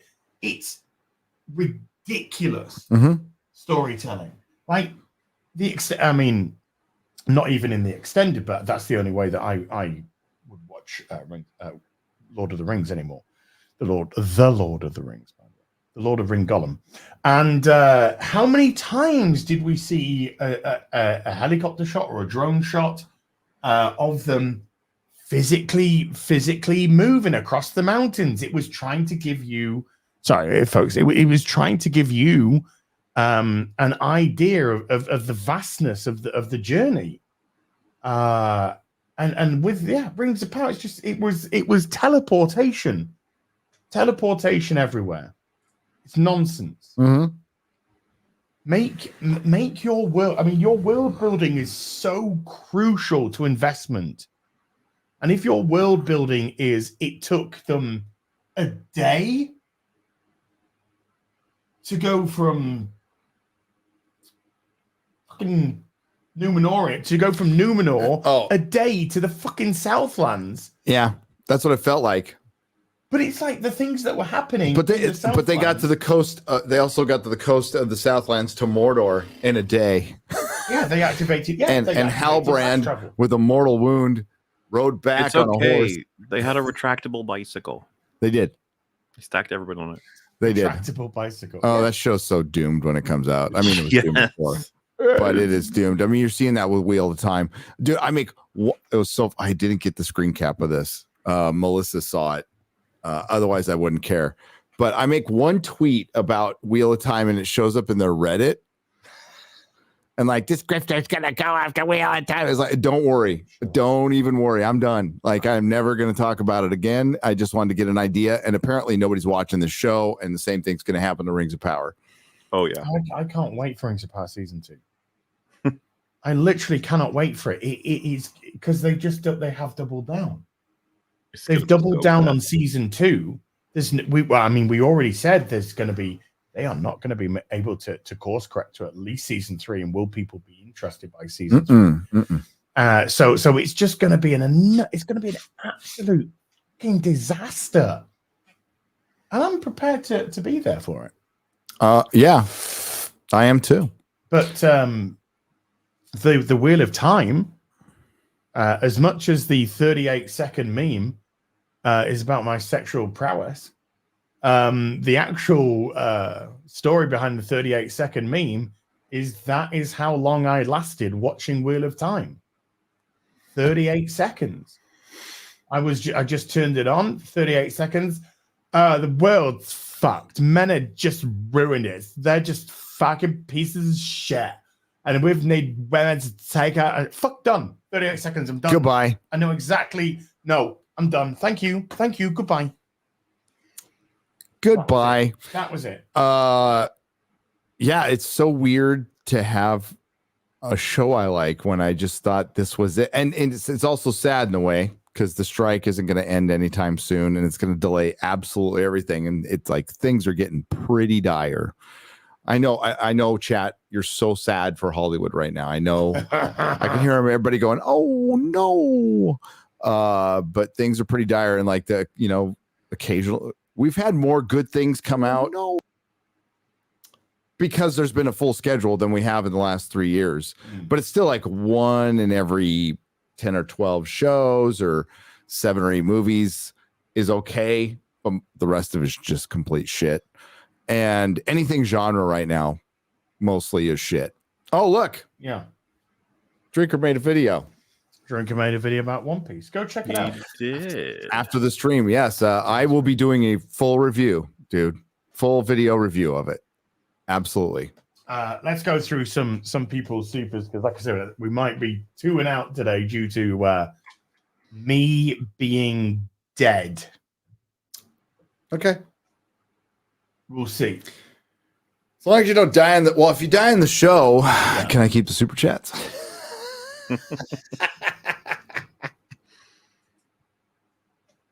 And since we are married, my last I get action half. of defiance will be to log out. Quick, no, keep him logged. Link. Read the super chats, you pussy. Playtrek, aka Martino, with 100 Swiss, says, for the Playmobil fund, I mean house. I'm Martino, by the way. I know you are. Number 1, because I know what Playtrek is. And number 2, because you're a moderator. Because you've got your thing. Boosh. Yeah, sorry, folks. I am fevered up. I got the fever. Do when you kiss me, fever when you hold me tight. And we've held each other. Held each other tight. Good. So gay. Draconic Iron, by the way. There you go. Fingers crossed, folks. I should be fit and well by Sunday. So anybody that does get missed today, I sincerely apologize. We'll do a super chat square up on Sunday, of course, and I may have poisoned him. That is you. a possibility. It's not you. It's Garrett. It's not you. It's clearly. I was absolutely fine yesterday. Yeah, that fucker gave me COVID, and I missed Comic-Con in 2022. Draconic Ice Mage with a $10 says, "Oh no, a trolley is heading towards 5 random people. You can save them by flipping a switch, but it will send it through a portal, forcing another random person to make the same decision. What do you do?" Don't care. Walk away. Nuke it all. If I'm okay. Yeah. Okay. I I just let fate let fate unravel the way it should. Mm-hmm. Hey, speaking of unraveling, just in case you haven't seen, folks,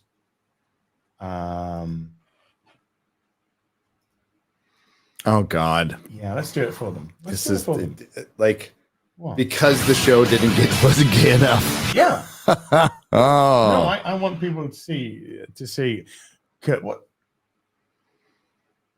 Scrubs. yes, Scrubs. It's man love between two guys. Man love. Let's have a look at this little video that I put together last night. Which, by the way, made Mola cry. A little bit.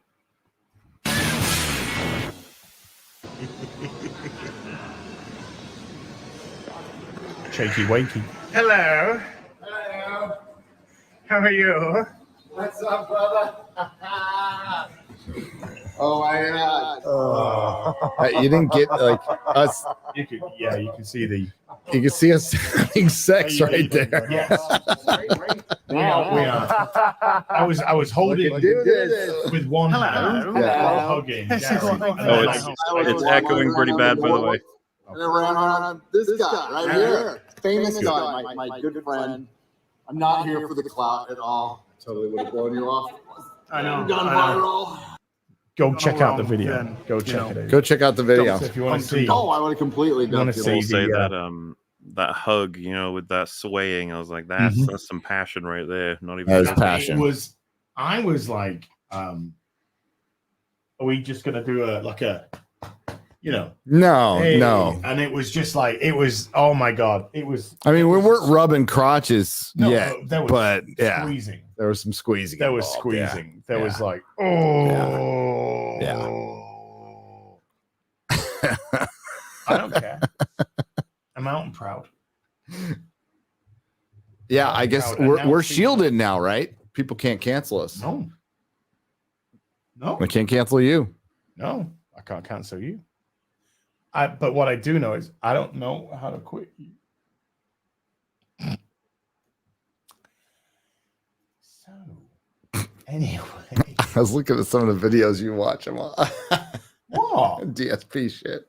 Oh, yeah. Just the detractor So channels, funny. Yeah. Yeah. Duty streams. Love watching me some Duty, some Meerkat. Brokeback some ass. You're right, Snort chat. Burnell. Oh my God. Did you see? Oh my God. Did you see the video that Boogie decided to put up? You talking about his Law Part 4 or whatever? What's that? I haven't seen it. I just saw No, I don't watch It was Boogie. right. It was a video that apparently he did years ago, but it was on a different website or something, and he put it up as Boogie Law or something, and he was. I don't even know how to say this. I don't even know how to say this. He was sat in a chair. Mm-hmm. Mm-hmm. A chair that was pointed at the resting place of his mum's ashes. Mm-hmm. Mm-hmm. And he was telling her his YouTube stats. While fake crying with no tears, and just filleting his ego. I could not believe what I was watching. I could not believe it.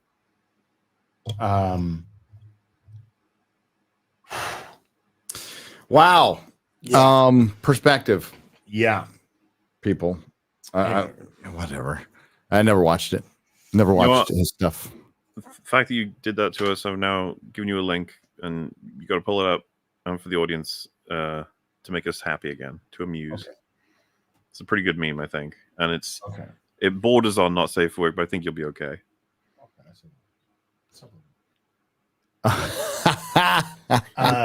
If you had a shitty week, just remember that at least you didn't go on the BBC News with your dildo on your butt. I've seen this. That is so funny. Oh God, I remember that. That was like a couple of weeks ago, wasn't it? You wonder if she did it on purpose. Just to be like, if she did, extra points if you did it on extra purpose. points. Yeah, if extra she, points. If she did it on purpose, then you just won. You just won. Absolutely. And I'm going to go out on a limb here and say that's not somewhere that you just put your dildo. No, I think she did it on purpose. Yeah, I think. I think that's. Don't die. No, I think that's. Just wait till I leave. Yeah, Now think that's. Think of that as payment for what I'm about to do next. Which, by the way, double acts as revenge for something that you forced me to watch last week. I think but I saw this in the wild. Oh no! And I was like, if you haven't seen, no, I haven't seen this one. Okay, has Gary seen any of these? No. Okay. Oh, no, Gary, I'm so sorry. So this is a variant of one that's been, honestly, if you've seen the first one, this one will make a little more sense. Because this is a remix development. Okay, he's moved on in his career as he's doing more things. But basically, Gary, just all the content you need is, of course, I think it's TikTok. I don't know, but you know those NPC memes where they do and say weird fucking shit. Yes. So this is where we're at right now. This is a guy who's getting paid to do this. So check it out, I guess. What? Entering double barrel mode.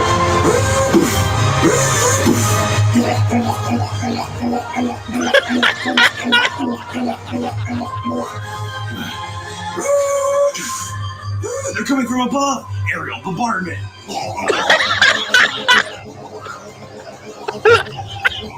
I need more glizzies. I need more glizzies. I need more glizzies. Entering rapid fire mode.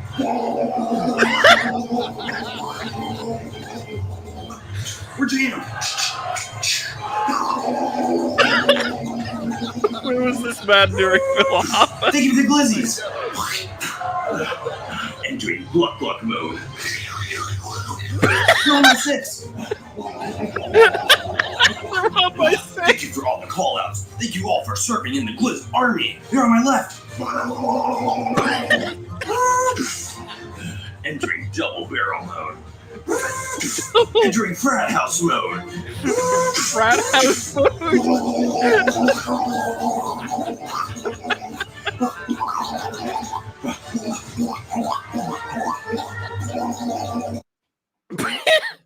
Hey, so a Snapchat. Yes. What you cannot deny is that man is working hard for his money. Okay.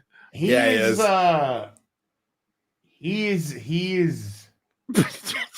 They're on my list.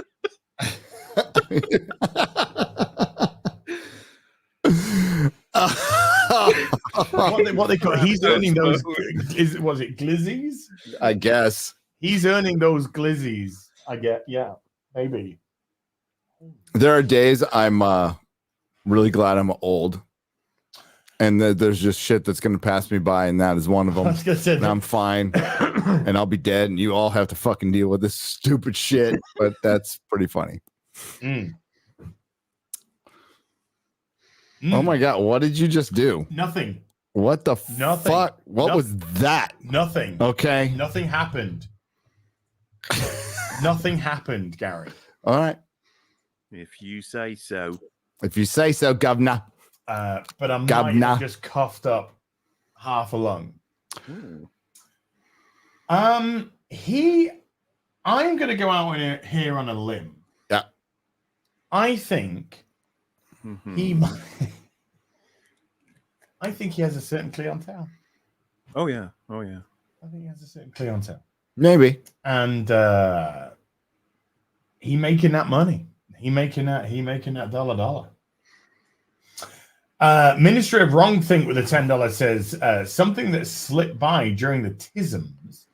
The they, them, the angry TikToks and Rotten Tomatoes is the fact that on the WGA's website, they had open positions for CFO and GC since before 2021.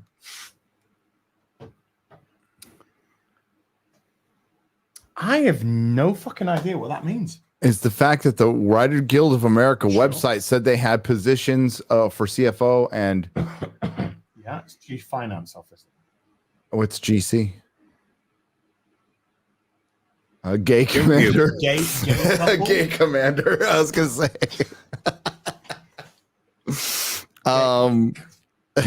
Glistening car. Okay, Ministry of Wrongthink. Like that sounds like that probably should be an email. Let me know. Yeah. Stasis Geek with a $50 says Gary from the random and possibly only Londoner from the meetup who had to listen to your wife whistle for a cab so loud. Oh, I remember. Yeah, so what's up? Impressive. Cheers. Yes. We were walking towards Will was walking back to his hotel. We were all hanging out with him, and we're like, fuck, it's late. There's no trains running or anything. We need a cab. And well, I don't know how we're gonna get a cab. We better call one. My wife's like, I'll just whistle. And they're like, that's not gonna work here. And she a cab goes by and she just does her I can't do it. She whistles like a dude. Okay. Like a straight up dude. Cab stops. Everybody, like their jaws hit the floor. I was laughing my ass off. That was pretty funny. It's a good moment for her. Yeah, I can believe that. Yeah. I can believe that. I can't do it, man, but she can do it because she's used to ride horses. So you know how to whistle. Yeah. You just put your lips together and blow. Blow. Jeremy's creamy back end with a €10 says Gary too has won the argument. And the Smeegs with a $10 says, hail to you beautiful lads. Join me in celebration of my final day working in a hospital lab. I started this job after losing mine mid-move at the start of COVID. Needed anything that paid at that. Oh, so you're basically admitting that you are COVID 2.0 by escaping the lab you were in and spreading the disease. You needed money. Your family's going to be taken care of. They're going to be taken to the underground bunkers while the rest of us die. Yes. Thanks a lot. Thanks, just kidding. Congratulations. Obama. Congratulations.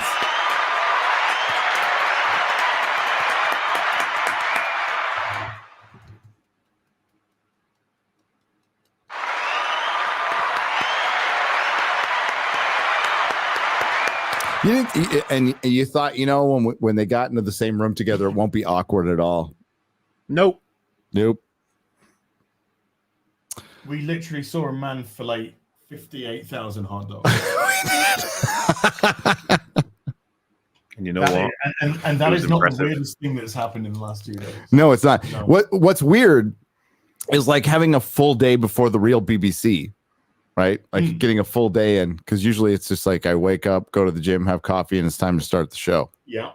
We went and saw a movie, had breakfast. Yeah. It was awesome. Yeah, we had brekkie.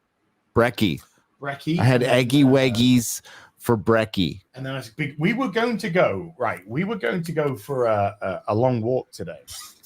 And in the morning, it was absolutely pissing it down. So I said to Gary, awesome. is there anything that you want to do? And he said, is there any films on? So I said, well, the Equalizer 3's on. I would be more than happy to see that again. And then Melissa comes downstairs and Gary says, hey, do you want to go see the Equalizer 3? She's like, yeah. So we're like, okay, we're off to the cinema. So we went to the cinema, watched Equalizer 3. Great film.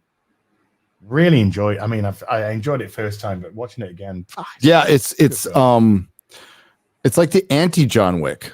Yeah, it's like it's not overblown with action. It is Chris Gore had the best description of it. It's a Western. It's a straight up Western. Stranger rolls in the town, has a bit of a past. Yeah, handles some of the bad locals, you know, and it's not like choreographed. No, it's brutal. It's brutal. But it's good, and so when the violence does happen, it's you're like when the thing happened, and you're like, whoa! Oh my god, The Thing is in the movie? The Thing is in it. Yeah. Wow. When the thing happened, Cinematic universe. when the thing happened to the guy, it was like, whoa. When I am thing happened to the guy. Drenched under here. A little bit of physical comedy there. Is that like a personal attack? Yeah, it is. I'm screwed.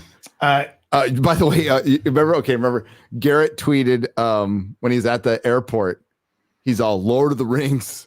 The Lord of the Rings theme is playing in the bathroom. It was the most epic piss I ever had. Yeah. And then he got food poisoning in the plane, and I'm like, did they play the Mordor theme in the bathroom?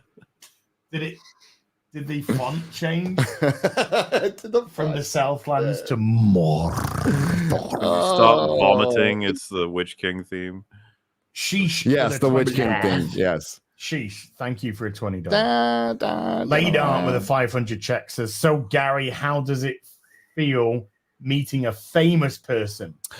Did he offer you a cup of Yorkshire tea? No, he hasn't offered me a cup of fucking Yorkshire tea. What the fuck is Yorkshire? It's tea in Yorkshire, right? I asked you if you wanted a coffee, and you said yes. Is that a Yorkshire tea? Do you want a Yorkshire tea? Because I got milk. No. Got milk? Got milk. I got milk just for Gary in case he wanted a cup of tea. It is awesome meeting my really famous viral friend, viral friend. I am definitely viral. He's got a virus now. and he's viral friend. We've known each other for years. I am his best friend. Forget you, Mahler. I'm his best friend. You both my ride or die. But I'm a rider or dyer. Okay, obviously. Well, you're here. And I definitely need the clout. I'm trying to beat Dan Vasc any way I can. I love you so much. That's not what he told me, Mahler. It's not what he said. It's not what he said. Yes. It's great. It's great. I got to meet Mr. Porkchop. Yes. Yeah. Me. Fucking Mr. Porkchop goes to the meetup. You've been fucking Mr. Porkchop? Two. Yes. My sister is going to be pissed about No, that. God. Mr. Porkchop goes to the meetup and doesn't come up and say hi to me. Because like there was a bit of a line and I didn't want to cut through it. I'm all, you fucking Brit. That sounds like him. I'm all, you fucking Brit. You just come up and say hi. It didn't stop half the people there. I got as connections, so through. But he did drive 3 hours to come hang with us when we went to Clarkson's farm, which was fucking awesome, by the way. Oh, that was worth it. But that was did so you good. see the Clarkson himself? I didn't see the Clarkson, no, but I saw where the restaurant was. I saw the outer field that he knocked out. That he started digging out and had to stop. The car park is there. It's finished. I got to see the caravan. It's called a campground where I'm from. But the caravan park next door. Saw the cow juice. We bought some stuff. Cow juice. Yeah. And it's beautiful. It's beautiful up there. Now, it's more beautiful up here. Like, it's way more beautiful up here. Well, you got me. There you go. Mr. Porkchop. I'm pussy. Correct. Yes, you are. You got me some ghost chutney. Yes, the chutney that the ghost pepper chutney. Ghost chili. Pepper, ghost pepper chutney or whatever. And I was going to have some on this stream. However, with being pretty probably not a good idea. I thought might kill me. So I'll do that. I'll do that next week. Yeah. I should be. I'll be home. Should be okay. Yeah, you'll be back. It'll be on your channel. Not cow Jews. Cow juice. Oh no. Okay. No Jewish cows. Yeah. That's funny. Oh, you can't be funny anymore, though. You really can't. The Smedes, by the way, who did a 20 but retracted their message. Here's another one for 5. So I'm going to read this one out in case this is what you wanted to say. She's a service writer. Since I came from sales, I'm excited, even though I know I have an uphill battle at the start. Just want to say thanks for. Okay. All right. Service writer in what type of field to get? Was that the medical? I don't know. I can't remember because like in automotive, we have service writers. I was a parts guy. Somebody said, have you watched the Jim Sterling video about you? No. Jim Sterling became a fucking Cowl years ago.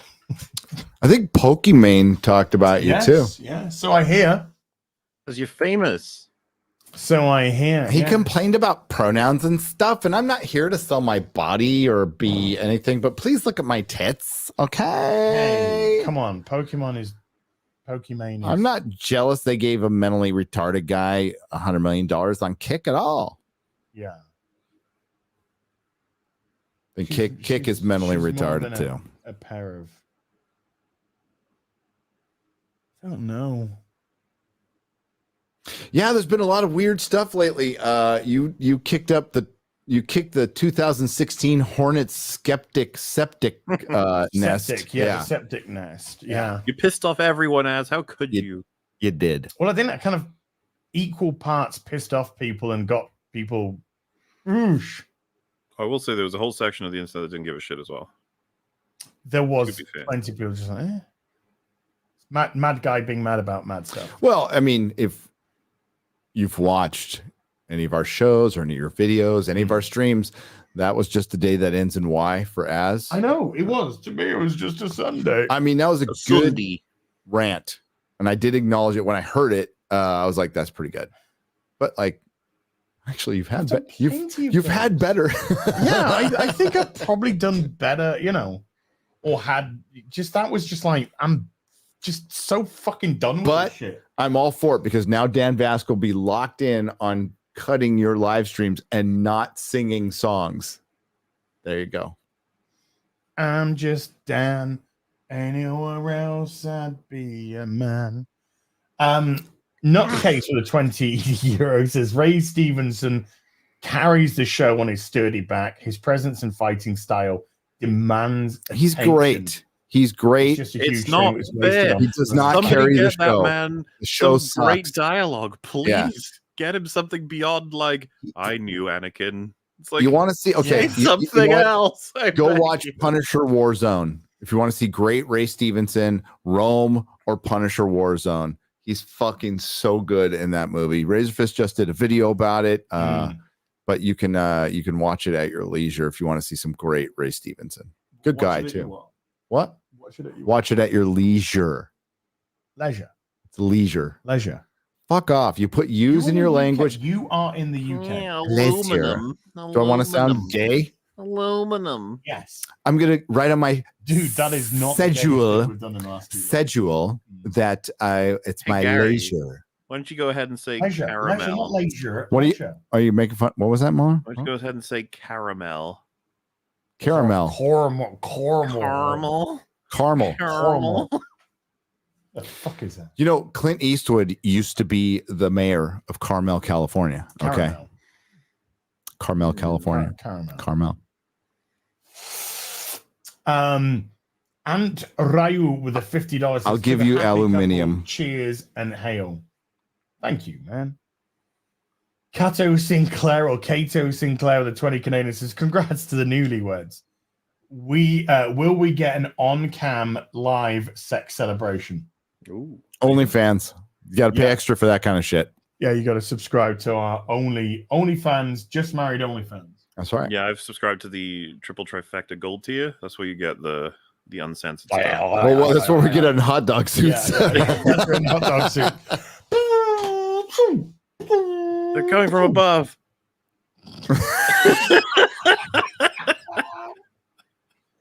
No, it's just the destruction of innocence. The internet's so weird. Brass Monkey, Hive. Brass Monkey, thank you. Magnum Norse with a 20 says 2 grown men in a tiny room equals gay or not gay. Y'all, and it is a tiny room, isn't it? Yeah, but I mean, it's the same square footage as my office from San Francisco. Just a little bit. It's Yours is more wider. square. Yes, mine was more square. Yours is rectangle. Mine was square. Yes. Yeah. Y'all, an inspiration for me to both stop my alcoholism and lose weight. I want to live. Mm-hmm. Wow, Mola finally spoke. Mola's been speaking all day. Mahler, live. What do you mean? When did I say that? Okay, well, he. By the way, wanting to be healthy is wanting to live. Wanting to quit drinking is ultimately, wanting to live. right? So that's something you hear early on in AA, but we also acknowledge that most alcoholics and addicts don't give a fuck about wanting to live. We just want to get high the next time. Living is just something that we continue doing. But you learn to live, and you learn to like to live one day at a time through sobriety. I wish you all the luck in the world. It's always good to, and don't set unattainable goals, make them very attainable, and baby steps, little baby steps. Some people saying apparently it's One Piece dialogue. Apparently. Oh, there you go. Oh, okay. Oh, thank God. I want to live. I want to live. Guy Incognito, by the way, just gifted 20 memberships to the stream. So thank you, Guy. Really kind. WG with a $10 says, looks like Gary got Princess Leia's seat in the Millennium Falcon at the back. That means I'll become a general someday. Oh, not bad. And then WG with $100 says, as one more so you can take Gary out for some authentic Northern English Mexican food. I'm told he likes fish tacos. We went past, what was it called? We went past Mexi Bean or something. Yeah, and you said it was terrible. I had one of those once. I had a taco at the sports bar. I mean, it wasn't bad. It was just like your fish and it was it wasn't fish. It was like chicken, like normal chicken. Chicken. No spices or anything. It was just chicken and cheese. Oh, so spicy. Whew. Ice cream, yum. You know how I made that? How did I make that Yorkshire breakfast perfect today? Everywhere. How did I do it? Oh my! No, we've got to wait for the video. Okay, gotta wait for the video. Yeah, Gary did the most American. You said the most American thing you've ever seen. Yes. I was so proud of myself at that moment. Gary did the most American thing with a full English breakfast. Yep. And As they're on your 6. I am sick. Yes. Been reading One Piece since 1999. Surprised to hear how good it is, though I would ignore it. Hopefully, season 2 and 3 will not be infected like the other shows. Says Red Lightning. Red Lightning. 001. Yeah, like, is it the Netflix? We're gonna hook you in with a good first season and then go full fucking woke.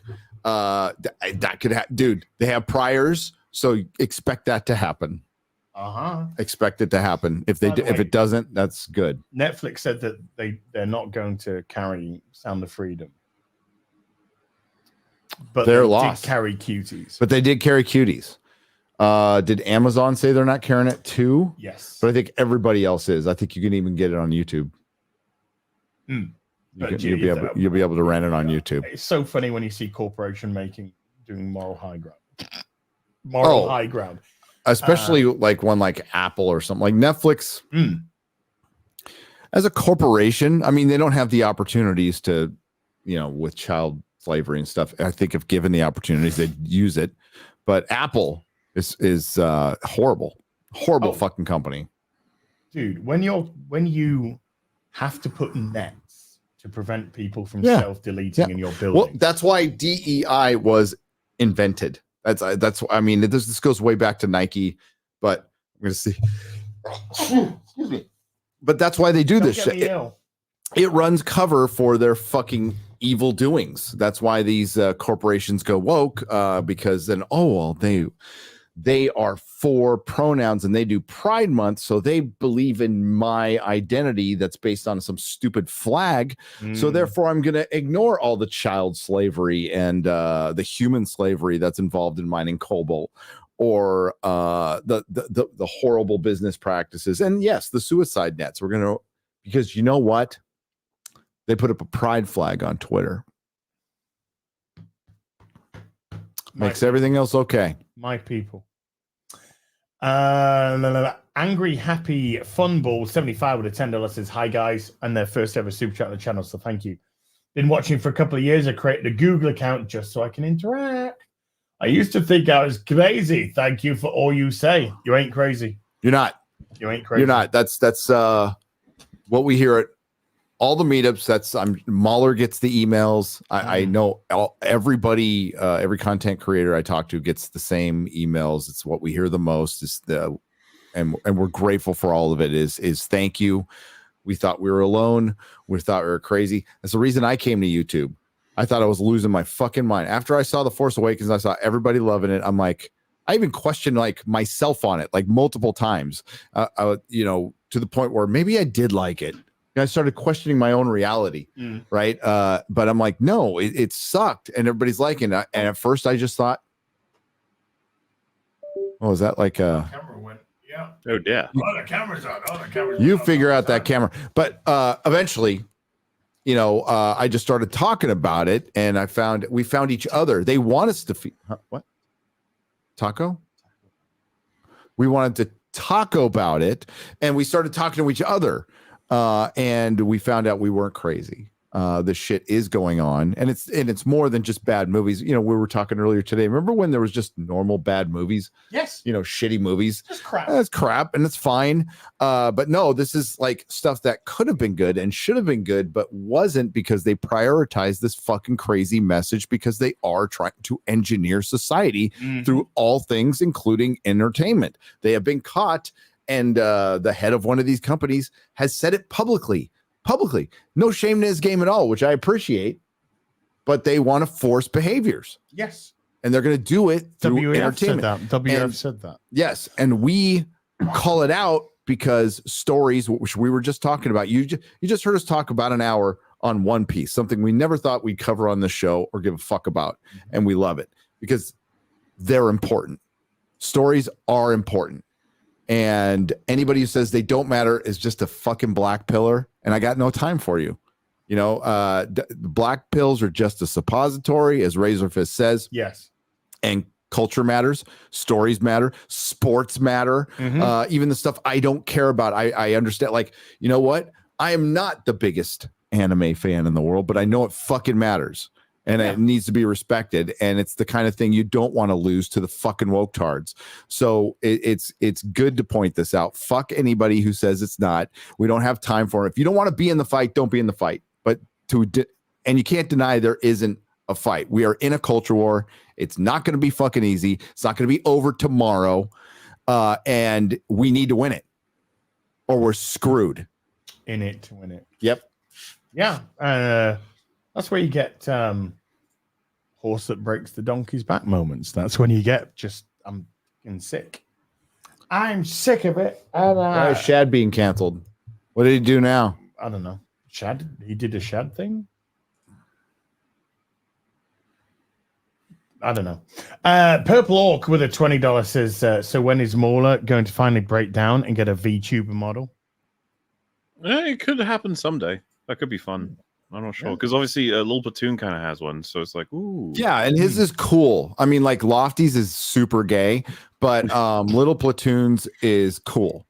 By the way, what a great YouTuber. We had him on Friday Night Tights. Sorry it took so long, but you know, like Mauler and Drinker and Little Platoon, and there's a good little sphere of very smart people out there that is nothing but good for YouTube. Yes. Well done, gents. Film Comics Explained with 2 super chats for 30 Australian each.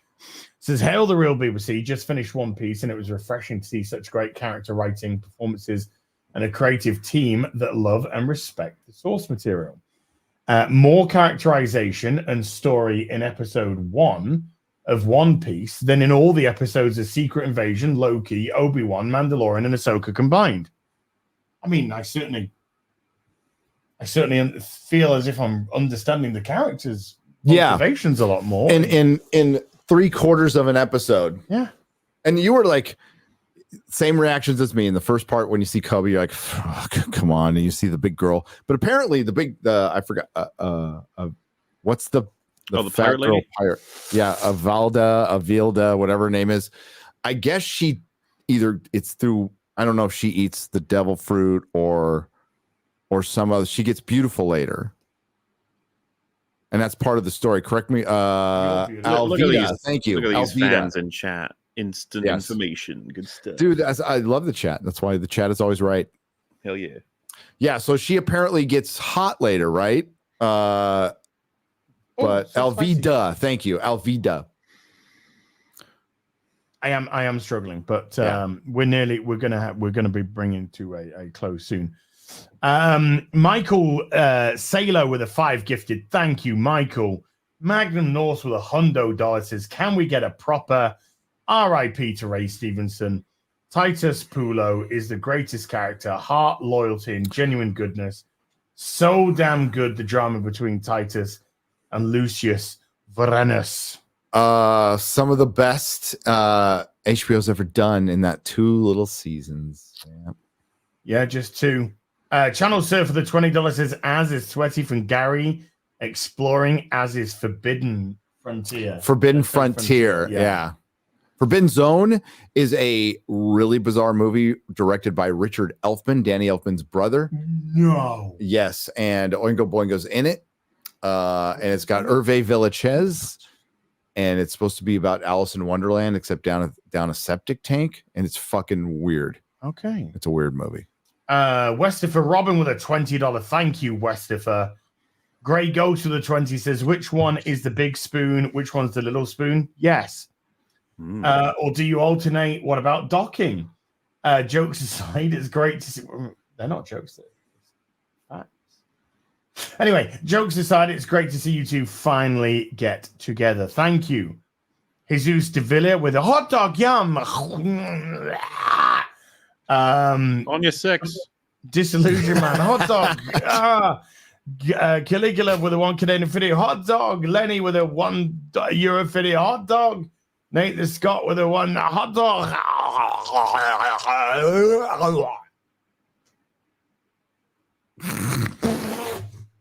was gonna say, how long can you keep a straight face for that one? Bobo Yoki with a $20 says, if Gary doesn't put on as his Batgirl wig, I'm out forever. I think I threw it away. Yeah. Do have the zipper wig over there, though. You do. Do it, Gary. You only live once. Do it. Do it now. Do it. Do it. Do it. Guy Incognito with a 20 Canadian as well as the 20 gifted he did. My casting for the Rant-Man movie would be Sir Ian McKellen as Gary, Sir Anthony Hopkins as Mauler, and Russell Crowe as the ranting Silverback. Soundtrack by Dan Vask, a real BBC production. Silverbacks assemble. Amen. Thank you, Guy. Lord Photon with a 5 gifted. Thank you, Lord Photon. EO with a 5 gifted. Thank you. Devil Duke or Duke Devil Duke. Fucking retard. Duke Devil with a 10 gifted. Thank you. Diego Salazar with 1,000 arses says, tell me you did karaoke in the garage. If you ever change the intro, may I recommend something related with the professionals with Az and Gary as Bodie and Doyle and Mauler as Crowley? That sounds quite funky. And then Caligula gifting 10 memberships to the stream. Thank you, Caligula. DBS DSB003 Fly with a 20 says, Az, please make sure to inventory your collectibles before Gaz leaves. Gary leaves. He is plotting on what toys he's taking with him. I took Gary to my storage yesterday. Yep, he showed me a storage. I took him to the storage yesterday, and Gary was like, ooh, and ooh, and ooh. Right, folks, we're gonna call it there. Fading drastically, fevered to the eyeball, but massive thank you to everyone who came to watch today. Morley, before we go, and I will do a super chat square up Sunday. Obviously, fingers crossed, I'm better by then. But Morley, anything you'd like to plug before we go, sir? Oh, fuck. Yes. Being. Oh, yes. Of course, yes. I just linked it in the chat. Oh, thank you. I completely forgot for a second there, but yes, there is 2 days remaining on the Mola vinyl figures, along with Rags and Fringy as the EFAP collection. Yes, they're rather please. pretty. Yeah, please go support. These look great. There's a Morley, and then there's a Rags and Fringy as well. There's the is that showing up? No, that opens up in a different one. But the hyperlinks to the Rags and the Fringy there. But look at these look so good. Look so good. Look so good. Yeah, they're very likely never going to be sold again. That's why I'm trying to make sure if you wanted to grab these but weren't 100% sure. But did they try it and go, yeah, we're good. We don't want to do vinyls. From what I gather, the production process on these is way more complicated than the plushies. Yeah. Many tiers and processes that have way more options for floors, and they're so used to doing the plushies, and people seem to prefer plushies as well. So it's just that's the thing. This will be a one-time grab-a-rooney, and there is an hour and I don't know. You sold 1,300, bro. I got mine. Yeah. And with 2 days to go. So please, makeship.com/products/Mauler-vinyl-figure. Dropping the link into the chat. Please check them out while you can. If you're buying together, you get a discount as well. And also get yourself a Rags and a Fringy who are down there. 50. And of course, thank you to everybody who supported it. It's it was struggling there to get to even 100% funded because they're just a complicated and different kind of thing. But I think it's cool to shake it up, have some different things. But I think that the plushies, man, people just love to sleep with those things. You can't quite sleep with a vinyl figure. J Mac just gifted 50 God. memberships to the stream. J Mac, dude. Thank you. You wonderful, wonderful person, Jay. Wow. It's possible to sleep with a vinyl figure. It just takes a little more work.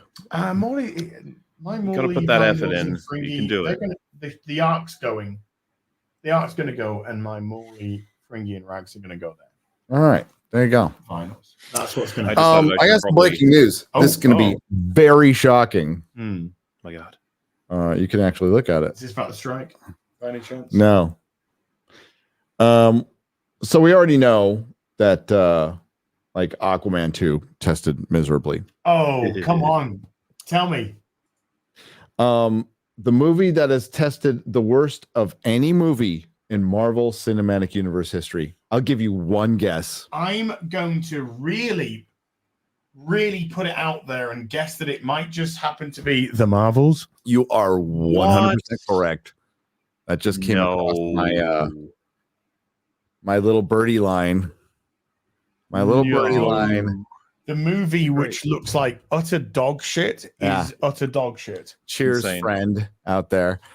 Jay, thank you. God, I can't wait. We have a picture of us in front of the Marvels poster. I got to tweet that. You got to tweet that. Yeah, we can do that now that we're out of the theater. Now that we're out of the theater and we're not there, I'll do it right now. Yeah. We have to do these ops. He's dying. I don't want him to die, but it's been great hanging with you. I'm glad we got this show off, and it'll be back to normal. It's going to be 3 weeks of Real BBC on Nerdrotic. Oh, if we're going to do 3 weeks. 3 weeks, yeah. We can. No, we did 3 weeks on mine, so it's 3 weeks on yours. We've got to balance the books, dude. What should I put? OMG, I can't wait. We've got it. OMG, I cannot. Oh, dude, I am so excited now from the Marvels. Yep. I'm going to be laughing uproariously in the cinema. Like, I'm going to be Robert De Niro. Yeah. In Cape Fear. Cape Fear. Yeah. I'm gonna be that. Thank you, Purple Valkyrie. I am fevered up to the eyeball. But it's all gravy, baby. Who knows? Maybe because I'm fevered, that's good. It's gonna break, maybe the fever will break. It's all good. Gary, what you got going on? So, what you got going on? Little vacation time. This part of the trip is supposed to be the 20th anniversary. It is, yeah. It is. And we have zero plans. I'm supposed to go on the Low Deceders podcast tomorrow, but hopefully we can maybe do a remote, because I overestimated my ability to get around this country fast, and apparently we're really far away. Well, yeah, so, it is from where I am to get to them. We've been trying all day to figure something out. Carl, I love you. Don't be mad at me. But I tried. I tried. But like hopefully we can do it like remotely or something. I know Shad's If gonna you can do it remotely, then Shad will he's be gonna on do it- Friday. do it here. Yeah. So Gary can do it here. Shad will be on Friday. We got Friday Night Tights. I don't even know who we have as a guest. It is Is it person. Grumbo? Probably Mahler. No, just kidding. X-Ray Girl knows. I'm in vacation mode. I have a video that is I recorded it till 6 a.m. in a British house where the entire street got to hear me record it Yes, because you kept the window open. because I kept the window open because it was freaking hot.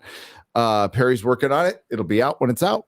And then after that, I am going to work on a One Piece review. Yes, Well, I loved what Gary said. Gary said to me yesterday, he says, I'm going to do a video on One Piece, and I don't care how it does. I just want to talk about One Piece. Yep. And it's just like, that's what we do. Mhm. Very sweet. It is. It's just like, if we find something that we want to talk about, obviously we know when certain topics are hotbed and they're probably going to do well. Sometimes it's just like, I just want to talk about this. Mm-hmm. Because I want to talk about the Equalizer 3 on FM2. We can. I thought we were going to discuss it the previous week. We can talk about it this Friday all day long. Hey, if you guys haven't seen it, go see it. It's hour and 40 minutes. It's worth your time. It's tons of fun. Second Equalizer, one not so good. First one I liked. First one's This great. one is right up there with the first. I think so. Yeah. Having seen it again, Yeah. I can see myself watching this as much as I watched the first one. I watch the first one every 6 months or so. Yep. I just love it. Second one, If you like Man on Fire, I think go see this as well. I know Jeremy loves Man on Fire. It's a good movie, by the way. There's a little nod, or more than a nod. well, I mean, Dakota Fanning's in the film. Well, I liked your headcanon. You worked out how Man Yeah. on Fire is the equalizer. Yeah, So- yeah. And it can work. It can work. It does actually work. If you put your head canon together, then Man on Fire, Equalizer 1, Equalizer 2, Equalizer 3. It's Belle. It's Belle. I was like, Belle. what the hell is? Oh, she's she- coming there you back out. Yeah. She's in the bed. Hey, Pookie. Hi. What's up, Belle? She Gary, like. she warmed up to Gary real Yeah. She loves me. She warmed up to Gary real All quick. pussy loves me. Well. Unbelievable. On that note, Everyone who didn't get your super chat read today, I will read it out if I'm fit and well Sunday afternoon tea with Az. Thank you to absolutely everybody who came to watch today. My mods, thank you so much indeed for giving up your free time. I appreciate you so much. I'm sorry that I'm ill. I'm sorry that I'm fevered up to the eye bollocks. pussy. I do apologize. Every single one of you who super chatted, gifted members, and Jay, that Fiddy bomb is insane. Guy, 20 bomb, insane. And thank you to all the 10 bombs, Caligula, etc. Devil Duke, thank you so much indeed for supporting the channel. You are the best. I don't deserve you. And I'll be back with some more stuff soon because the next couple of days might be spent in bed. Ooh. Furiously masturbate. Right, you take care. Bye, boo. Bye. Later. Adios. Chiddly. Gary's here. I'm here. Gary. Gary's here. Cheerio. Doodle pip. Toodle pip. Gabna. Fuck off. Right. I think I'm gonna go out for a pint. Right, I'm gonna go out for a party. Oi. I'm coming back to the hotel. You're not gonna come back to the Yes, I hotel. am. No, you're not. You're Yes, I am. sick. No. you're not. I don't dude. care. You're gonna make everybody. I'm gonna fucking spend more time. We're gonna go. Dude, you're gonna pass out when the show's over. I don't know. We're gonna drag me to the hotel, and then we're gonna put some calories. We'll do. I've eaten like 3. You're gonna spoonfuls of projectile porridge. vomit throughout that nice little pub. So I don't think it should. so That's me. so what? And then I'm just gonna stand in that shower. Oh my god. Is this Okay. the outro? This is the Yeah, outro. we're still going. We're still streaming. Yeah. Yeah. Feed the flu. Don't die as. No, look at me. Look at me. Look at me. Look at me. I am the coke. Ibuprofen. My wife gave him a bunch of. Your wife gave me a tablet that she broke out the mom stuff. There she is. She's there right there. Yeah. Yay. She went full mom. Said, "Here, I've got this for you. That's." She got me like one of those like Barocca things. Got that whizzed up, downed it in one. Gave me a tablet. I've taken the tablet. I took it during the stream. I've had 2 Nurofen because they are drugs. What's Nurofen? Did it make you high? Nurofen is like an anti-inflammatory and a painkiller. So I literally just drugged myself. Okay. Don't try that at home, kids. Yeah, if he dies, he dies. I'll do a memorial stream tonight and make a bunch of money. I want everybody to know.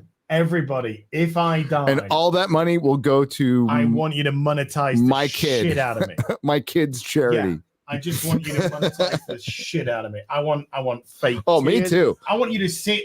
I want you to do a stream. I want a month of memorial streams, like Boogie does to his mom. No, I'm gonna have your body in a chair. It's like, you're just gonna be sat next to it. Yeah. We'll have full conversations. It'll be great. Yeah. But I want, yeah. I mean, already know that Ryan and Jeremy, they would be all over that. Oh, they beat me to it. Yeah. They would. But everyone, George, Disper, no, the quartering would get to it first. He would have the video up before I was dead. Jeremy is probably already recorded. Jeremy would have the video up first. Ryan would have the most videos. By within 3 days of your dying, there will have been 25 ass videos. Yes. So. Yeah, speaking with Ryan the other day, and he was just like, "Are you sick and tired of seeing yourself in thumbnails?" Yeah. Like, yes. Yes, I am. He's not. Shut up. We've had a lot of fun with that. We're still going, by the way. We're still streaming, Molly. We're still going. We're still going. Hey, you take care. Bye, boo, boo, boo. Bye. Bye.